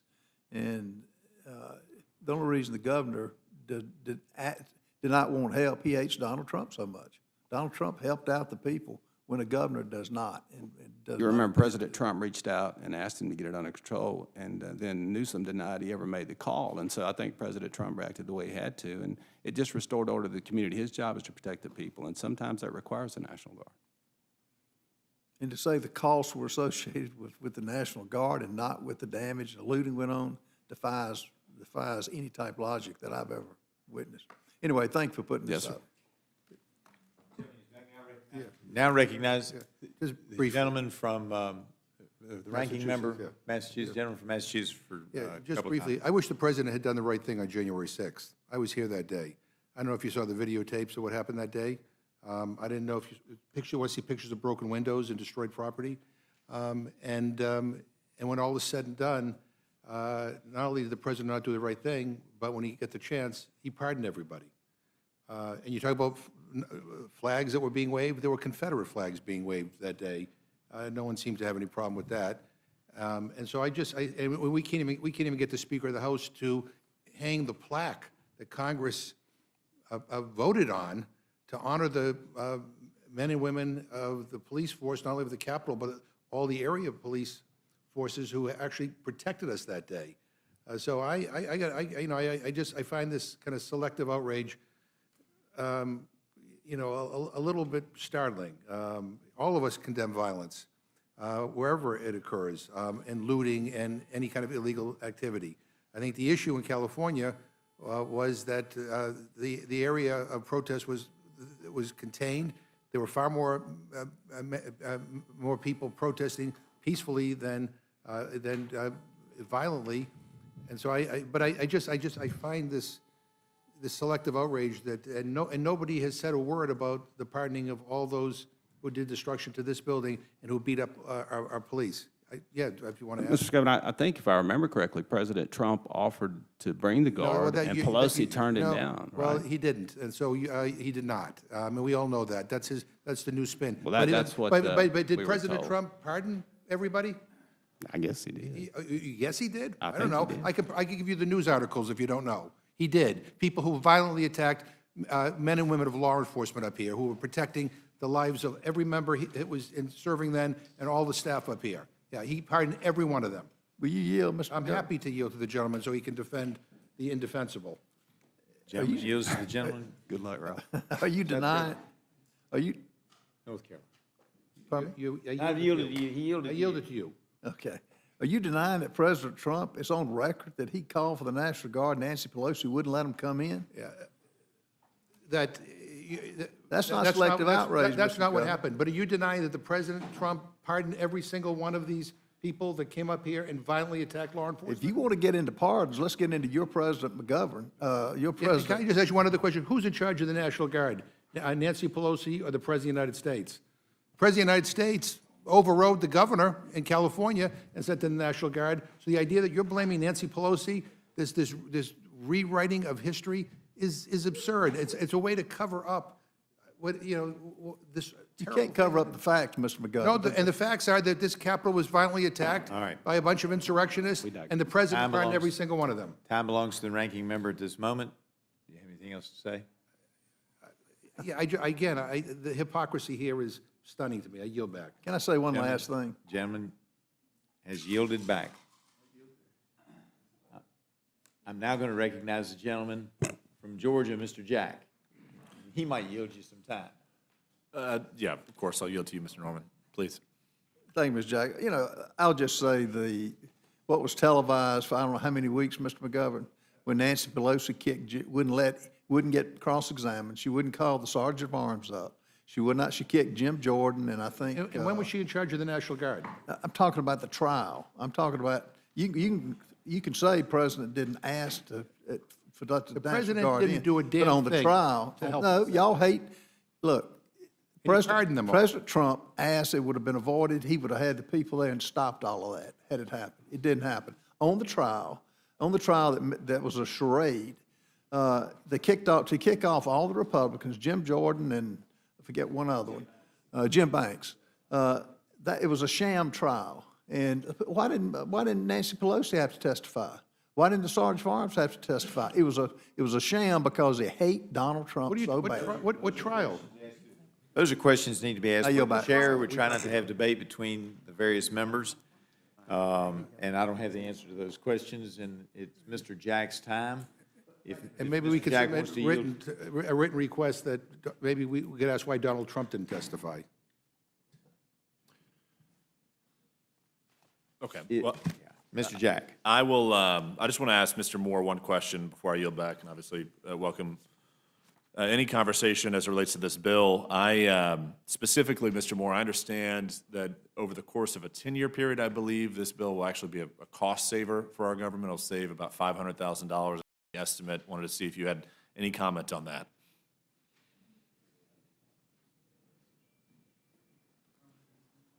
I don't have the cost savings in front of me, Mr. Jack, but I'm happy to get that to you. Wonderful. If you wouldn't mind, that'd be great. My understanding, Mr. Chairman, is that this bill will save about $500,000. That's, yes, sir. Brian, I think it'll save a lot of lives. Many of these cases are released 4 or 5 times, like, Jeremy Seay in my district where he was killed. And time again, we see these, they'll downgrade these charges sometimes if we're not careful and call it a reckless driving. But the folks are back out on the street. In many cases, Mothers Against Drunk Driving says you've driven at least a dozen times drunk. And so they will a lot of times be deported or removed after they kill somebody. But at that point, it's too late for our communities and our families.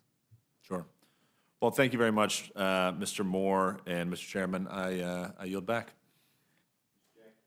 Mr. Jack yields back, and that concludes our questioning. We appreciate the witnesses being here, and thank you so much for your testimony today.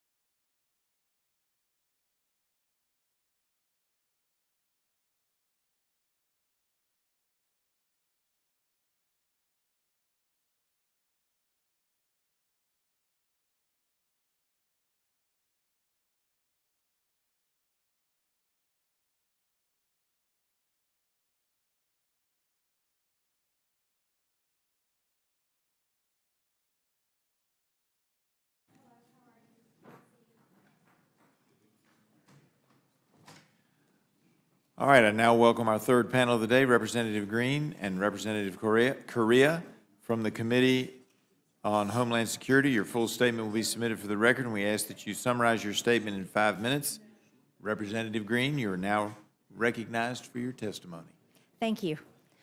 Thank you, Chairwoman Foxx. I'm here today to speak in favor of my bill, the Special Interest Alien Reporting Act of 2025, an essential piece of border security transparency legislation. My bill would require the Department of Homeland Security to publicly release monthly reports on the number of special interest aliens encountered, their countries of origin, and where they were encountered. A special interest alien, or SIA, is a non-U.S. person who, based on a DHS analysis of travel patterns, may pose a national security risk to the United States or its interest. Currently, DHS does not report on this data. Instead, we have been left only with random, incomplete announcements of moment-in-time numbers by DHS officials or leaks to the media.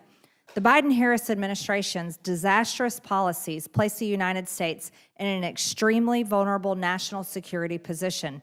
Over the past 4 years, Customs and Border Protection faced an unprecedented number of special interest aliens from 26 countries that the Department of Homeland Security has determined pose the greatest national security and counterintelligence threats. Those encountered included individuals from adversarial nations, including the People's Republic of China, Iran, Afghanistan, and Syria. The Biden-Harris administration intentional disregard for our laws and breakdown of national security resulted in U.S. Customs and Border Protection encountering over 1.7 million special interest aliens, a staggering number. Many of these individuals were swiftly processed and released into the interior under the Biden-Harris administration's catch and release policies. Given ongoing events in the Middle East, this legislation is essential for Congress to conduct congressional oversight of the executive branch. Given the fact that we have been warned of a potential attack on our homeland by Iran or their terrorist proxies, mean that American people should have transparency of special interest aliens coming across our border or who did come across our border the last 4 years. During the Biden-Harris administration, the Border Patrol apprehended over 1,500 Iranian nationals illegally crossing the southwest border between ports of entry. Of those, Biden and Harris admitted 729. That's almost half of those from Iran into the United States. And we have no idea how many are still at large today. And guess what? We only just now are getting that number because CBP just disclosed it to Fox News, Bill Malugin, who posted it on his social media. That's not how this should work. With Iran threatening Americans with retaliatory attacks on our homeland, President Biden and Vice President Harris, his border czar, created an opportunity for our adversaries to gain access to our nation and wreak havoc when called upon. The Biden-Harris administration welcomed these potential national security risks into our country, including through illegal parole programs they started, such as the CBP One app, to facilitate their quick release into the United States. Parents don't let bad guys or potentially bad guys into their homes with their children. These people should have never been released into our country. Under Biden and Harris, our sovereign borders became revolving doors for illegal aliens, including an untold number of bad actors intent on causing mayhem and harm to innocent people. CBP already publicly reports statistics relating to individuals on the terrorist screening data set who attempt to illegally cross our borders, but they do not release statistics on special interest aliens. The American people deserve to see the data. Similar to the information on the terrorist screening data set, releasing encounter statistics on special interest aliens would not include sensitive information, but general encounter information, which increases the transparency and accountability that are critical to the health of our constitutional republic. After all, it's the American people that pay for the government because they're the taxpayers. They deserve to know. The legislation would show the American people the contrast between open borders and secure borders. It would require DHS to publish the monthly SIA numbers going all the way back to early 2021 when Biden and Harris took office. They will also provide Congress with necessary context to conduct oversight of future administrations. I urge my colleagues on both sides of the aisle to support this important piece of legislation to increase our national security and transparency for the American people whom we all swore an oath to serve and protect. Thank you, and I yield back. Gentlelady yields back. You are now recognized for your 5-minute opening statement.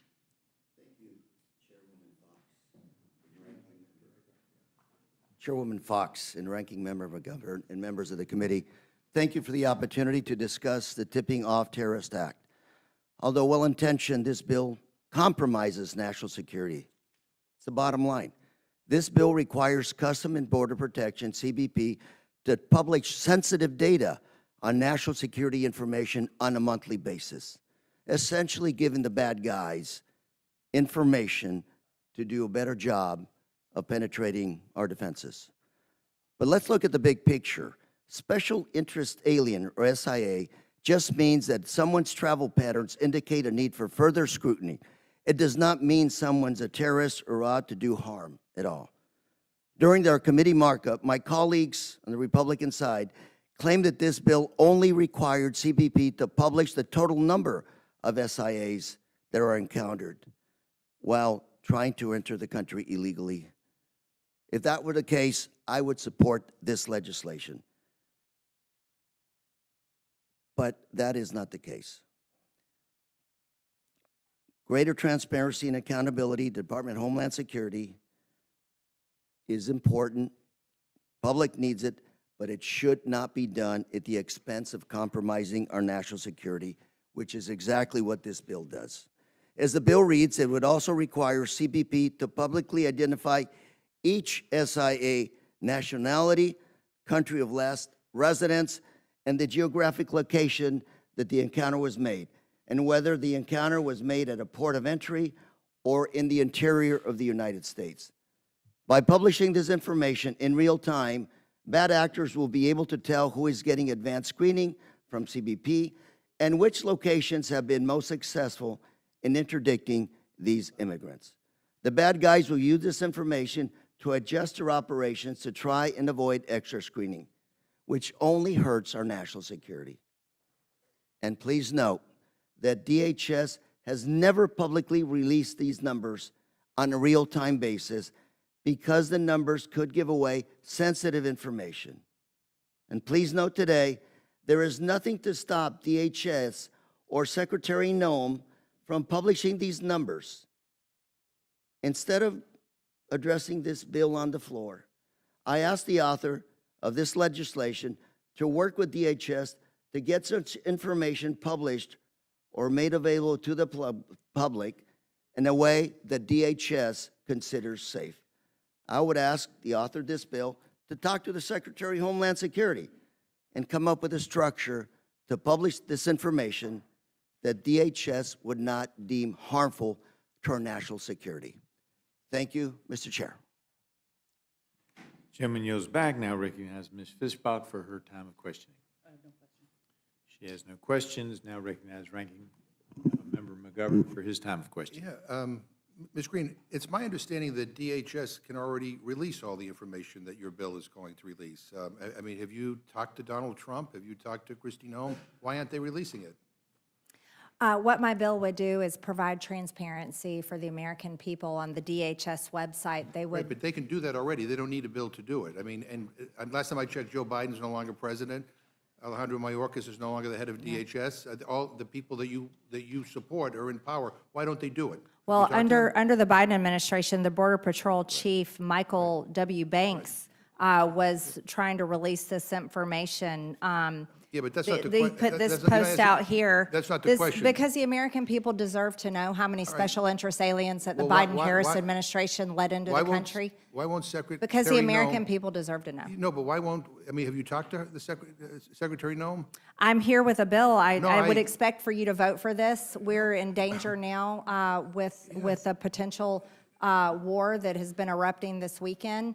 I would imagine this is important information. You would want your constituents to know. I'm just asking a simple question, and that is that, given the fact that, you know, the people that you want in power are in power, they can do this on their own. They don't need a bill to pass to do it. There must be some reason why Secretary Noem and Donald Trump are not doing this already. I mean, you know, maybe it's because they're concerned about some unintended consequences about sensitive information being put out there in public, and it might adversely impact other things that they're doing to protect the security of the American people. But my question was, like, why aren't they doing it? Well, Mr. McGovern, if you want to direct them to do that, then I'll be happy that you'll be voting for my bill. No, I mean, they can already do it, and they're not. And so that's that should be an alarm bell for everybody here. But while I have you here, you know, you know, what you had announced that that you didn't know about the section in the budget reconciliation bill dealing with AI, and basically saying that states had no control over putting any regulations in place regarding AI for 10 years. That was in the budget reconciliation bill.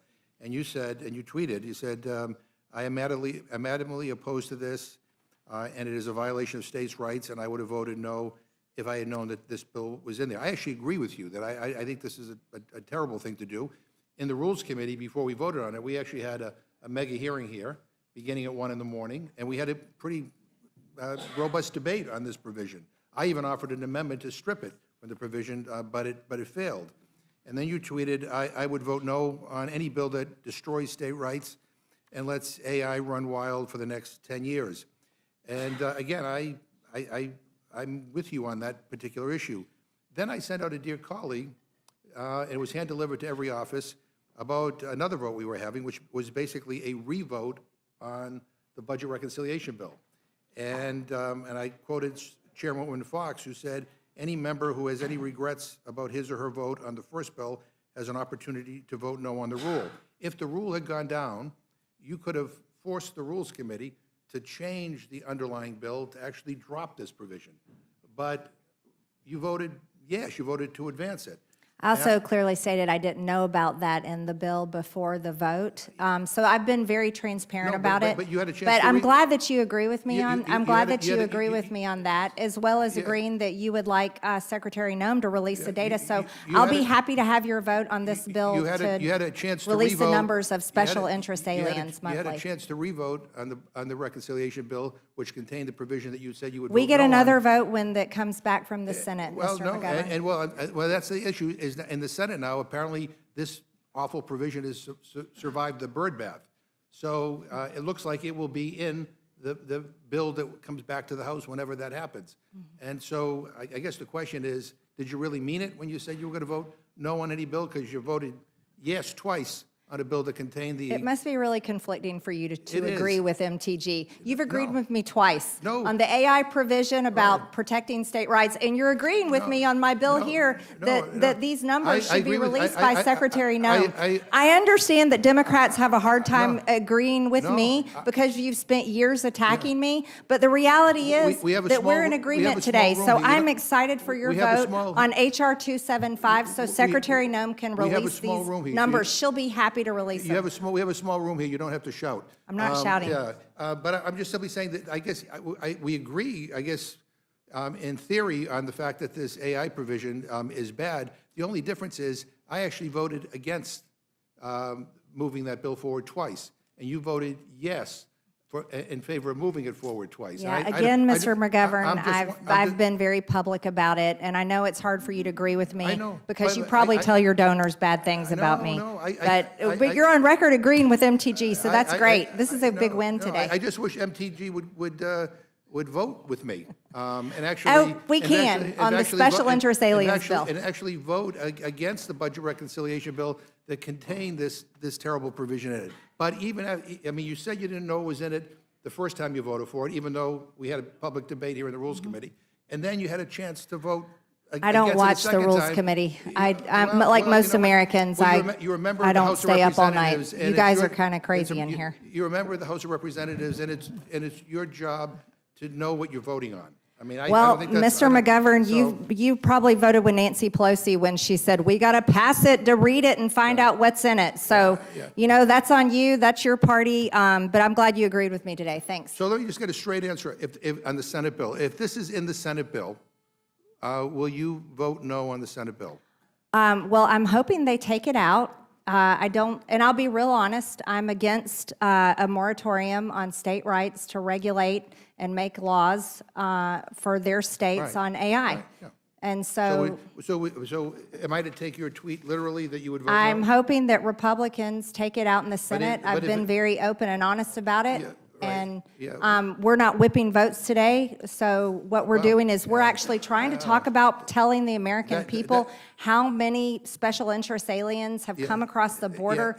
I and mean, you supported the Biden-Harris administration, so you supported the release of these people. I can't imagine you would be against this bill. So You that want took- Secretary Noem to release this I reclaim my information. time. I don't know how you're I against this reclaim my bill. time. Gentleman has reclaimed his time. So going back to the issue on the budget reconciliation, I assume that it's going to be business as usual, where we have Republicans get out and make strong statements, and then at the last minute cave. So I hope I'm proven wrong on that. On this bill that we're talking about right now, again, the thing I can't quite understand is that you have, I'm sure you have a good relationship with this Secretary Noem. You could pick up the phone and say, hey, do this. And I guess, and if you haven't had that conversation, maybe you have. And if you have, my question would be, why isn't she doing it?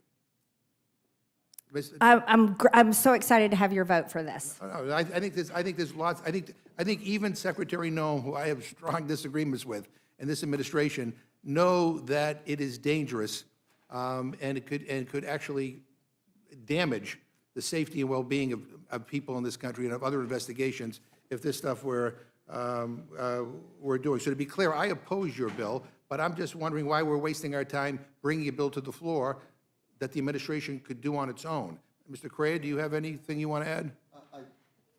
Thank you, sir. I would support this legislation. It was essentially just numbers and the aggregate are reported to the public. But when it comes to specifics, I would go to the Department of Homeland Security and go with a recommendation. Those are the guys that are playing defense for us, and they've done a pretty good job of stopping terrorist attacks in our country for a number of years. I'm not going to second guess them and start voting for legislation. They would say, break it down by specifics as to what's going on. And that's the argument here. Did DHS come up and testify on this bill in your committee? No, they did not. Was there a hearing on this bill? There was a hearing. And DHS wasn't asked to come and testify?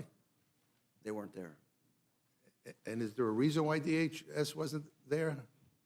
I'm just, I mean, yeah, I mean, I'm going to tell you. Sir, they're the experts, and I'd like to have them, you know, really Is there a control this legislation. Ms. Green, is there a reason why DHS wasn't invited to testify? Or do we have an opinion from them on this? Is there There's no specifics, information, no names, addresses, nothing specific identifying about the special interest alien coming into the country. Secretary Noem has come to our committee and appeared before our So committee. has she formally endorsed this? Secretary Noem has no problem releasing this information. Democrats are the Why only didn't- ones why didn't she do it? defending. Well, The Democrats are the ones if she trying has- to protect special interest If she has no aliens. problem doing it, she can do it. Mr. McGovern, you're protecting, and No, Mr. I Correa are just said she can do protecting it. special interest aliens. She can do it. She has the power to do Then it. I'm thrilled to have your vote for No, my bill. I'm not, I think this is a bad bill, but she can do what you want her to do. She's not doing it. There has to be a reason. And I'm looking in the materials here, and I don't see any formal endorsement from the Secretary. Mr. Correa, anything you want to add? Last year, DHS actually expressed concerns with this legislation, and to the author of this legislation, all of us, I think, are working hard to make sure the homeland is not attacked. But I'm just saying that a lot of the stuff that is required in this legislation, geographic location of the encounter, where these encounters were made, interior, exterior, a lot of this stuff I think is not necessary because it does compromise national security. But don't ask me, ask DHS. They're the ones that can publish, and clearly they've chosen not to. So to close, let me just say that Ms. Green was very clear in her tweet that she would have voted no on reconciliation if she knew what was in it. But now that she knows what's in it, she's relying on hope that the Senate will do the right thing when, quite frankly, we actually could have fixed it right here in the Rules Committee. And tweets and statements are great, but the only thing that matters around here are votes. And everything else is BS. If you want to vote the opposite of what you say, I mean, that's why people are very, very cynical around here. But you had an opportunity when we had that revote to actually get this committee and this House to strip that provision from the bill, and you chose to vote basically against what you said. And again, I think this bill that we're dealing with right now, I mean, the problems with this bill, don't take my word for it, but the Department of Homeland Security, headed by Kristi Noem, who could do this, you know, without all of this, is not doing it. It has to beg the question, there's something more to this. In any event, I thank you both for being here. I yield back.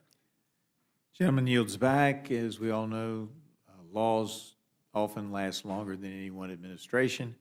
And if we were discussing AI today, I'd go into the good reasons, and I look forward to a conversation, the good reasons why we want to force a national consistent policy on AI as opposed to having 50 or 51 different versions. I now recognize Mr. Scott for his time of questioning. Thank you, Mr. Chairman. And Congresswoman Green, I want you to know I was at the border the 15th, 16th, and 17th, and Department of Homeland Security has this information. They told me exactly how many countries they had intercepted people from and exactly how many people were paroled in the country. And I'll go back to what the chair just said. Laws transition administrations. And the one thing the Biden administration would have never done is to publish the information about how many people were being allowed into this country from other places where we know they are harboring terrorists. And so, you know, the Democrats want people to believe that all of the immigration is from the Western Hemisphere. That's just not true. It's coming from a lot of places like Iran, places like Afghanistan, places like Pakistan. There are a lot of people that are spending a lot of money. Now you have to spend a lot of money to fly across the Atlantic Ocean or the Pacific Ocean to get to the Western Hemisphere. So they're transiting the oceans, and then they're making their way up, and the ones we catch, they were paroling or allowing to go free into our country. I hope that the Secretary will publish it if this law passes or not, and I hope the law passes because I hope whoever the next Secretary is will have to publish it. I think we should keep a running total from every country of how many people are illegally released into our country. And I'll tell you this, if the general public knew how many people and from what countries they had been released into this country from, Donald Trump would have probably gotten more votes than he got in the last presidential election. So I commend you for your legislation. I intend to vote for it. And, you know, I do hope that the Secretary will go ahead and publish this, whether this law passes or not, because the American citizens need to know who has been released into this country, or at least where they came from. With that, I yield. Gentleman yields back. Now recognize Ms. Scanlon for her time of questioning. Thank you. I haven't heard anyone say that they don't support an effort to have more transparency from Homeland Security. I'm reading it here in the minority views, the majority views. So there seems to be agreement about the general concept, but it's the mechanism that we're talking about here today that's probably not ready for prime time. And I think that's the concern I'm hearing from every direction. Mr. Correa, is there a statement of administrative policy here? Has the administration said whether it supports or doesn't support? Again, thank you, Ms. Scanlon, for that question. Last year, DHS did express concerns with this legislation, last year. Okay. And this year, apparently, they have not come forward in support or in opposition. They may be busy otherwise. Yes. So that remains the concern, I think, for certainly on our side of the dais, that, you know, while it may be well-intentioned, that this might undermine national security by tipping off the bad guys, I think, as it was put. Scanlon, I've gone to the targeting center of the Department of Homeland Security, just right outside of Washington, D.C. There's a lot of information they have, and a lot of SIAs, other suspected terrorists, a lot of information. They've asked me specifically not to disclose. So I would put a lot of this information in that category. They won't disclose this information because they don't deem it, or I should say they deem it damaging to national security. Well, that certainly seems like something that should be resolved. Maybe it explains why this isn't something that's going, you know, under suspension of rules. I'd like to see DHS ask for this legislation specifically and how they want this legislation written. Okay. And I think there we could have some guidance as to what specifically is needed and what is okay to share with not only with the American public, but with our enemies as well. Okay, that makes sense to me. Thank you. I yield back. Gentlelady yields back. Now recognize Mr. Norman for his time of questions. Thank you for putting this forward. Thank both of you for showing up. I intend to support the legislation. I yield back. Gentleman yields back. Now recognize Ms. Leisure Fernandez for Thank her you. her time of questioning. Thank you very much, Mr. Chair. I found the earlier questioning quite interesting because what it comes down to is courage. It comes down to courage. You know, a tweet is a tweet, but what we do here in this House is vote. And so if you are going to say I'm against something, then show it with your vote. But I want to get to this legislation. And what I'm hearing is we don't have a problem. And in fact, it would be very useful. Democrats don't have a problem. I love it when they say Democrats say, no, we do not. We do not have a problem identifying where the special interests, the SIAs, come from. It's just, why would you give away sensitive information about where we are apprehending them? I think that's basically it. It's a simple thing. I haven't asked you a question, Okay. Madam. No sensitive information is provided through the bill. Lou Correa, I think Representative Correa, I think that's basically the point about this, right? And right now, it's my understanding that DHS does publish the number of people encountered by country every month. So they're already publishing the information that I would consider, or they would consider, safe. If they wanted to publish additional information, they could, but they don't. Yeah. And for us to mandate that, I think is, we should do it if they ask us to do it, but not on our own. So Representative Scott's point about needing to know where people are coming from, that you just explained that already happens. That's correct. It is published already. Okay, great. Now, I did want to ask one last question, Representative Correa. Should the United States be worried about increased terrorist activity against our country as a result of President Trump joining in the Israel-Iran war effort? I mean, these are things that we should be concerned about because there are lasting effects from that. From your position, what are your thoughts on that?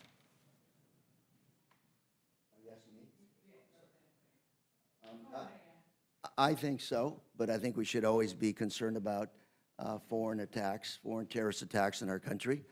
Remember 9/11?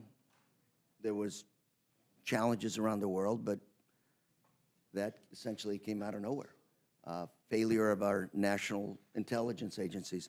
In my area in California, though, it's domestic terrorists that have claimed more lives than foreign terrorists. So in my opinion, you just have to look at this issue from a 360-degree perspective, which is you're always looking for that attack that you're not looking for, the unexpected attack. So that's why I respect what DHS does. I tend to work with them and tend to follow their advice and counsel when it comes to legislation. Right, and that's also why we would want to make sure that people who are being given responsibility in these roles have experience and are not 22-year-old interns, I would assume.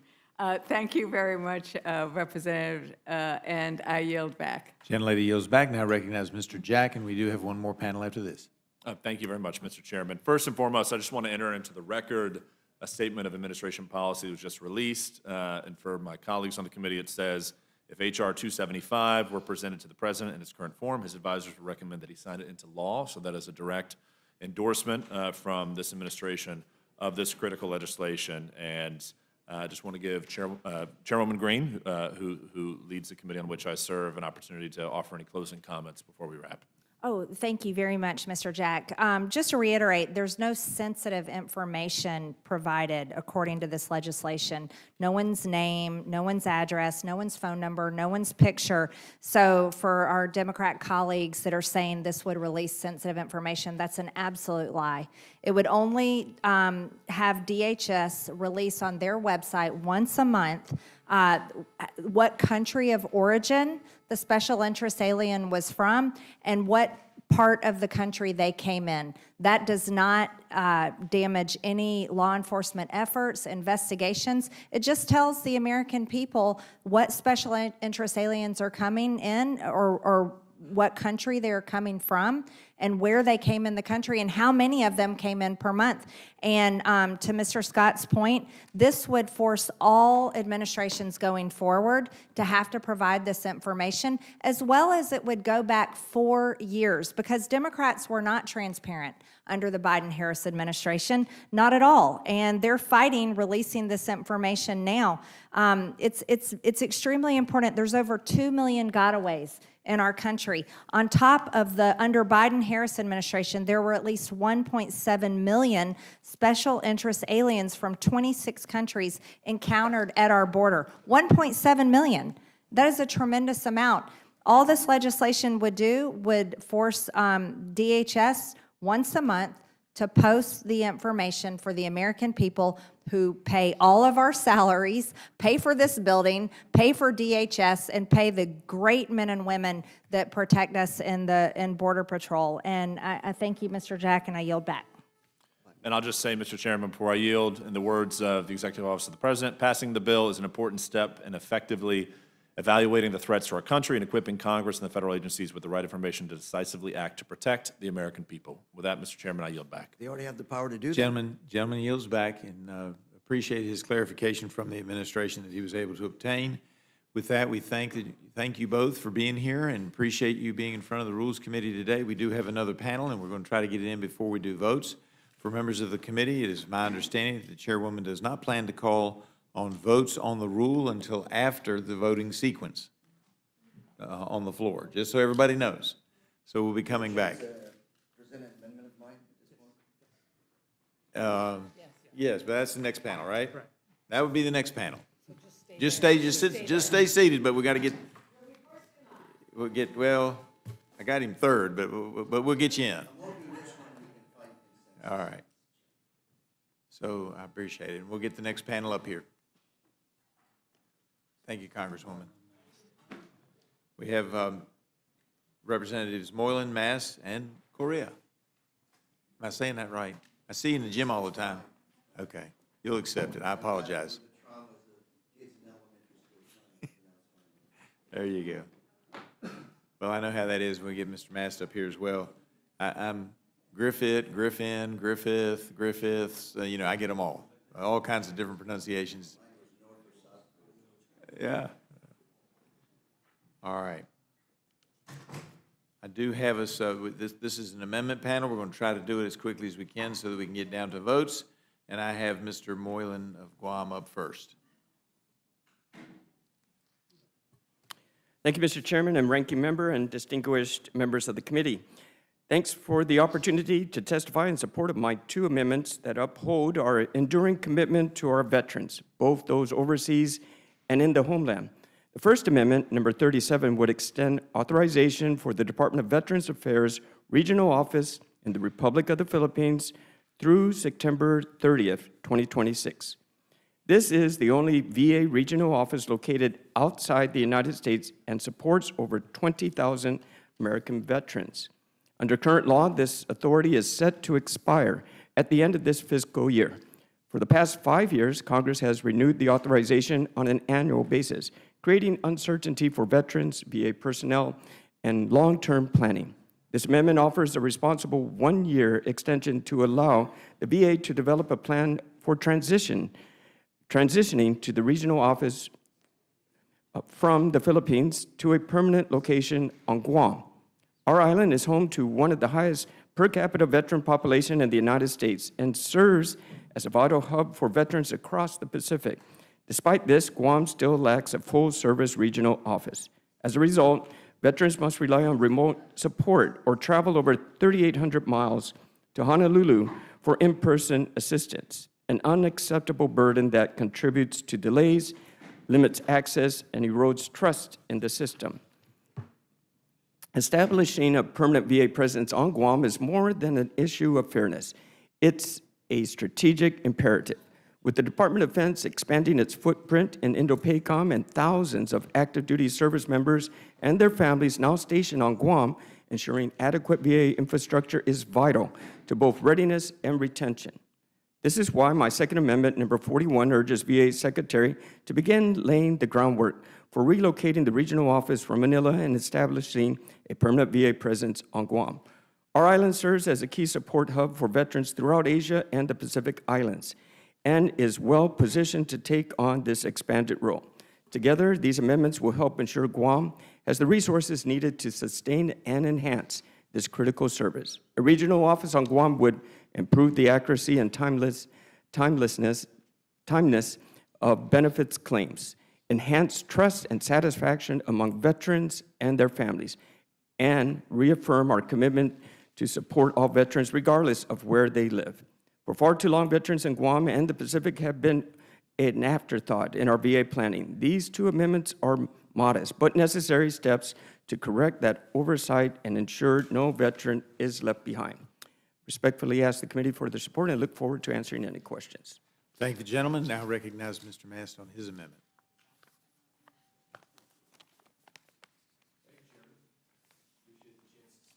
Today, I want to talk to you about an amendment that we have passed before in Appropriations, Mass number 84. The specific nature of this is to make sure that funds are not made available to enforce Veterans Health Directive 1315.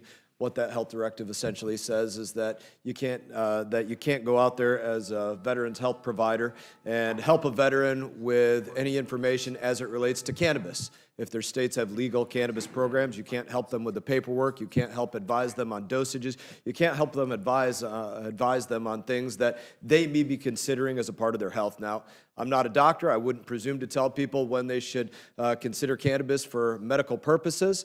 I am a veteran. I woke up in a hospital called Walter Reed one day, and I can tell you that when I woke up in that hospital, missing 2 legs and a finger, I woke up on a laundry list of narcotics and medications, things I had never been on in my life.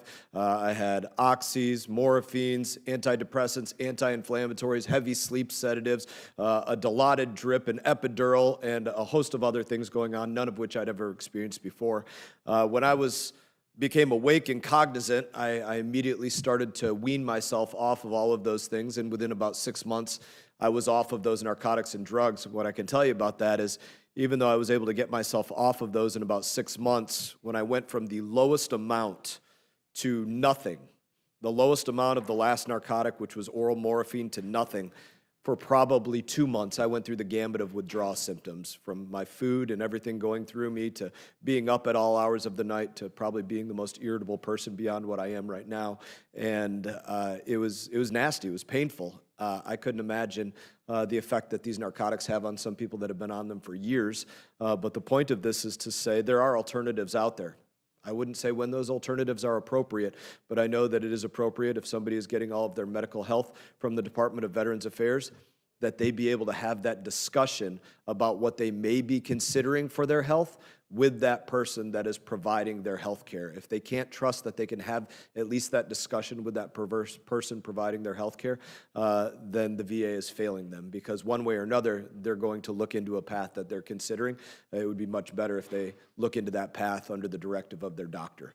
And so that's what my amendment is about, number 84, just making sure that those doctors have the ability to not be prohibited from speaking to those veterans about something that they may be otherwise considering for legal programs in their state.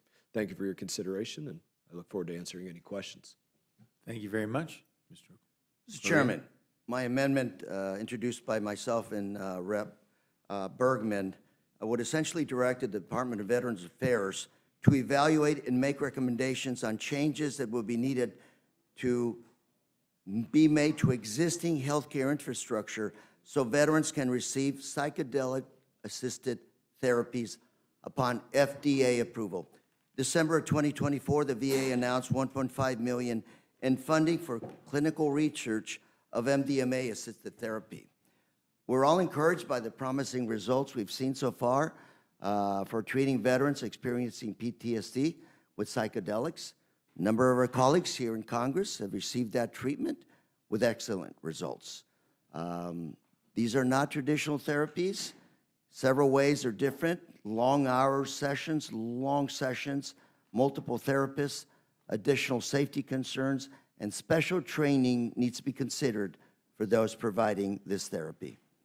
While MDMA-assisted therapy did not receive FDA approval late last year, everything points to the fact that we are moving in that direction. And VA Secretary Doug Collins just took a tour of one of the centers to review what is actually going on, what actually happens at these centers of psychedelic therapy.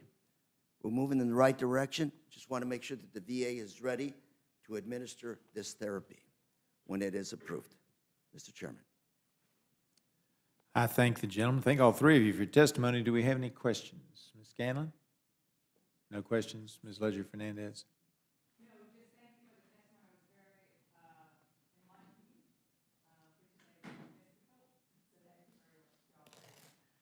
I would agree with the gentlelady that we appreciate your testimony very much, very enlightening on some issues that are not standard in many cases, but ones that we need to be aware of. So I appreciate that. And with that, is there anyone else seeking to testify on H.R. 3944, H.R. 875, H.Res. 516, or H.R. 275? I have a UC request. A UC request, please state. I request unanimous consent to insert into the record testimony from Representative Bishop in support of Amendment Number 8, which would direct the GAO to conduct a report on the firing of veteran suicide hotline employees and the impact of those firings on veterans seeking help during the period of decreased staffing from January to June 2025, and the impact of all that on the Veterans Crisis Line. Without objection? Thank you. So ordered. Anything else? All right, without objection, the committee stands in recess until 5 minutes after the last vote on the floor. We are in recess. And this I'm sorry, I left out one of the magic lines. Seeing no additional testimony, this closes the hearing portion of our meeting, and without objection, we'll stand in recess until 5 minutes after all votes.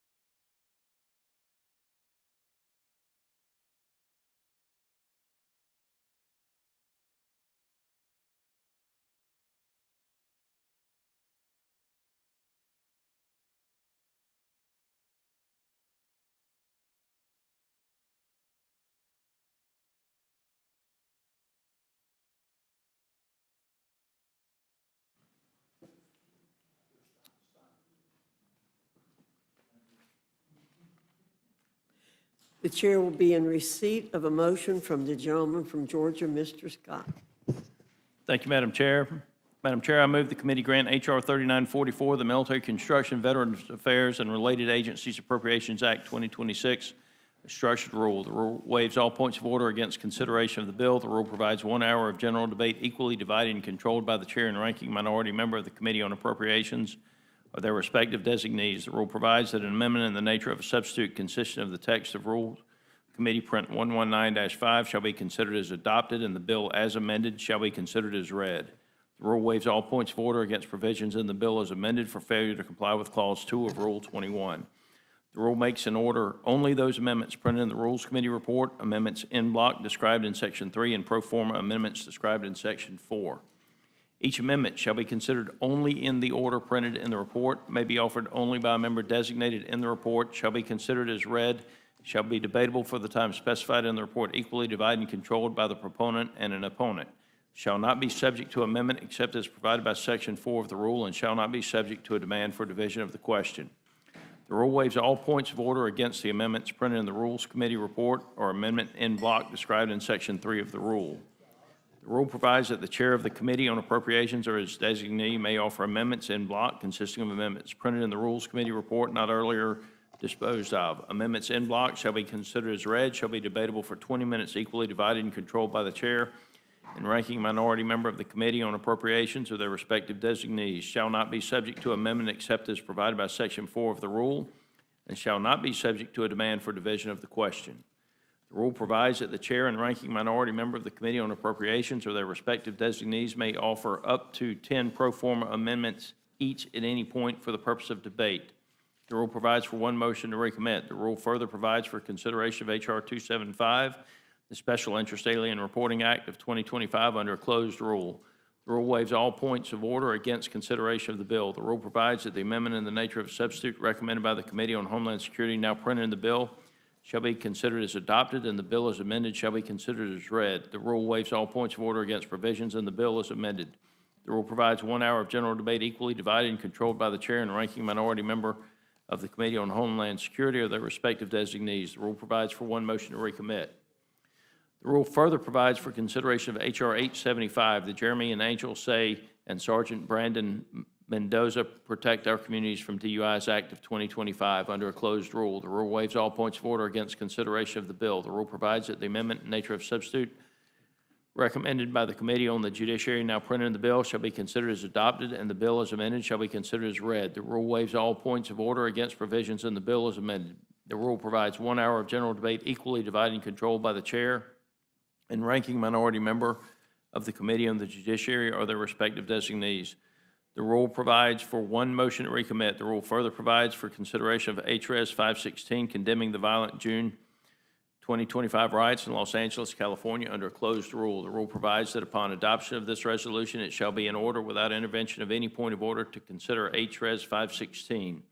The rule provides that the resolution shall be considered as read. Finally, the rule provides 1 hour of general debate, equally divided and controlled by the chair and ranking minority member of the Committee on the Judiciary or their respective designees.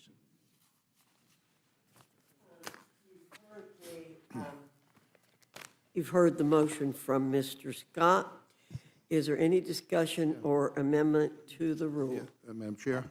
Mr. McGovern, you're recognized. Just a brief comment. So I'm reading the rule that Mr. Scott just read, and as I read it, we have 3 closed rules, one structured rule. Only 32 of amendments were made in order out of 92 submitted. And out of those 32, only 5 are Democrats, 26 are Republicans. So I just want the record to reflect that because I think we could do better, but in any event. But I have a couple of amendments to the rule. I believe there's also some bipartisan I amendments. think I see one bipartisan amendment. One. Yeah, one Okay. bipartisan amendment. Again, I think we could do better than that, but in any event, I have an amendment to the rule. I move the committee make an order amendment number 27, offered by Representative Levin, which prohibits funds under this act from being used in contravention of the Impoundment Control Act or the Anti-Deficiency Act. This Republican bill does nothing to stop President Trump's and Doge's illegal abuse of power. Trump wants to cut the VA workforce by over 83,000 by this September and has already illegally fired dozens of workers that help man the VA suicide crisis hotlines. He canceled a program that helps veterans avoid foreclosure and stole $200 million from the military construction projects to help fund his border wall. And why do my Republican colleagues continue to show up for work if you allow the Trump administration to blatantly abuse the laws that we pass? What's the point of passing this bill if the administration is just going to ignore it? So I urge a yes vote on my amendment so that all of my colleagues can go on record and make clear to this administration that we expect them to follow the law. We expect them to actually respect the United States House of Representatives and the United States Congress. What a novel principle. I yield back. Thank you, Mr. Thank you, Mr. McGovern. Any further discussion on the amendment from Mr. McGovern? Hearing none, the question's on the amendment. All those in favor signify by saying aye. Aye. All those opposed say no. No. In the opinion of the chair, the noes have it. The amendment's That's for a roll call, Madam Chair. The chairman, excuse me, Mr. McGovern requests a recorded vote. The clerk will call the roll. Mrs. Fishbach? No. Mrs. Fishbach, no. Mr. Norman? No. Mr. Norman, no. Mr. Roy? No. Mr. Roy, no. Mrs. Houchin? Mr. Langworthy? Mr. Scott? No. Mr. Scott, no. Mr. Griffith? No. Mr. Griffith, no. Mr. Jack? No. Mr. Jack, no. Mr. McGovern? Aye. Mr. McGovern, aye. Ms. Scanlon? Aye. Ms. Scanlon, aye. Mr. Neguse? Aye. Mr. Neguse, aye. Ms. Leisure Fernandez? Aye. Ms. Leisure Fernandez, aye. Madam Chair? No. Madam Chair, no. Clerk will report the total. 4 yeas, 7 nays. The noes have it. The amendment is not agreed to. Is there any other amendment or discussion? Mr. McGovern. Madam Chair, I have an amendment to the rule. I move the committee make an order amendment number 63, offered by Representative Torres, which prohibits the use of federal funds to deport non-citizen U.S. military veterans unless they have had access to legal counsel and a fair hearing before an immigration judge. It also requires the Department of Homeland Security to report to Congress within 180 days on the number of such veterans in removal proceedings, their case outcomes, and whether they had legal representation. And Madam Chair, how is it controversial to say that a non-citizen veteran, someone who fought for America and risked their life to defend us, should at least receive due process, access to a lawyer, and a fair trial before being deported? Several Republicans voted along with Democrats in committee to ensure that our veterans receive basic due process. I hope Republicans on the Rules Committee can similarly vote to protect the rights of veterans. I urge a yes vote on my amendment, and I yield back. Thank you, Mr. McGovern. Is there any further discussion on the amendment? Hearing none, the question's Madam on. Chair, Sorry, Madam Ms. Chair, I Leisure. would just like to express my support for this amendment, and especially because it has been bipartisan, to allow the House to vote on this, to recognize the service that has been provided by these non-citizen members of our military. They're willing to give their life for our country. We should at least give them due process. And with that, I yield back. Thank you, Ms. Leisure Fernandez. Any further discussion? Hearing none, the question's on the amendment. All those in favor signify by saying aye. Aye. Those opposed say no. No. In the opinion of the chair, the noes have it. The amendment's not Ask agreed for a to. roll call on that. Mr. McGovern requests a roll call vote. The clerk will call the roll. Mrs. Fishbach? No. Mrs. Fishbach, no. Mr. Norman? No. Mr. Norman, no. Mr. Roy? No. Mr. Roy, no. Mrs. Houchin?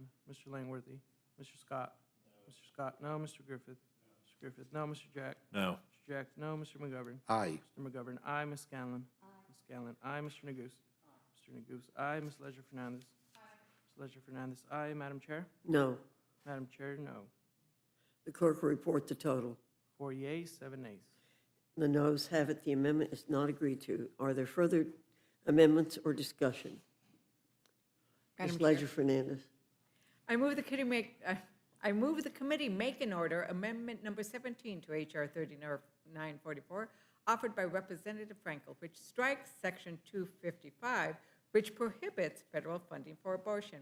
It's an outrage that Republicans think it's okay for a woman to serve this nation and fight for our freedoms, but then restrict her freedom to reproductive health in return.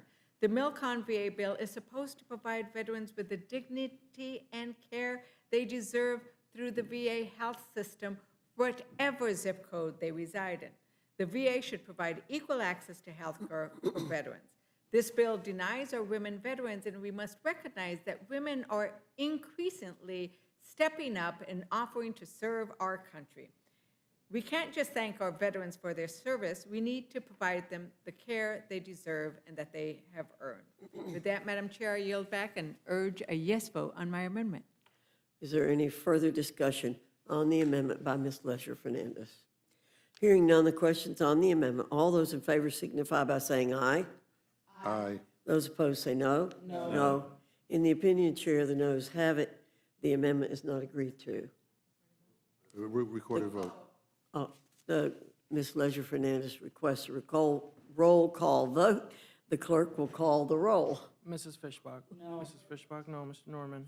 Mr. Norman, no. Mr. Roy? No. Mr. Roy, no. Mrs. Houchin? Mr. Langworthy?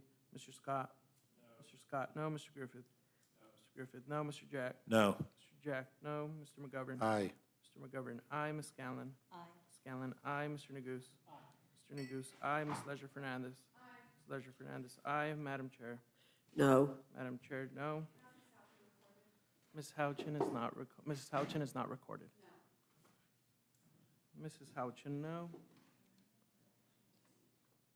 The clerk will report the total. 4 yeas, 8 nays. And the noes have it. The amendment is not agreed to. Is there further discussion or amendments? Hearing no further discussion, the question is on the motion from the gentleman from Georgia. All those in favor signify by saying aye. Aye. Those opposed say no. No. In the opinion of the chair, the ayes have it. The motion is We agreed ask for to. a roll call. Mr. McGovern requests a roll call. The clerk will will call the roll. Mrs. Fishbach? Yes. Mrs. Fishbach, aye. Mr. Norman? Mr. Norman, aye. Mr. Roy? Mr. Roy, aye. Mrs. Houchin? Mrs. Houchin, aye. Mr. Langworthy? Mr. Scott? Mr. Scott, aye. Mr. Griffith? Mr. Griffith, aye. Mr. Jack? Aye. Mr. Jack, aye. Mr. McGovern? No. Mr. McGovern, no. Ms. Scanlon? No. Ms. Scanlon, no. Mr. Neguse? No. Mr. Neguse, no. Ms. Leisure Fernandez? No. Ms. Leisure Fernandez, no. Madam Chair? Aye. Madam Chair, aye. The clerk will report the total. 8 yeas, 4 nays. The ayes have it. The motion to report is agreed to. Accordingly, the gentleman from Georgia, Mr. Scott, will be managing this rule for the majority, And me. and Mr. McGovern for the minority. Hearing no further discussion, the meeting is adjourned.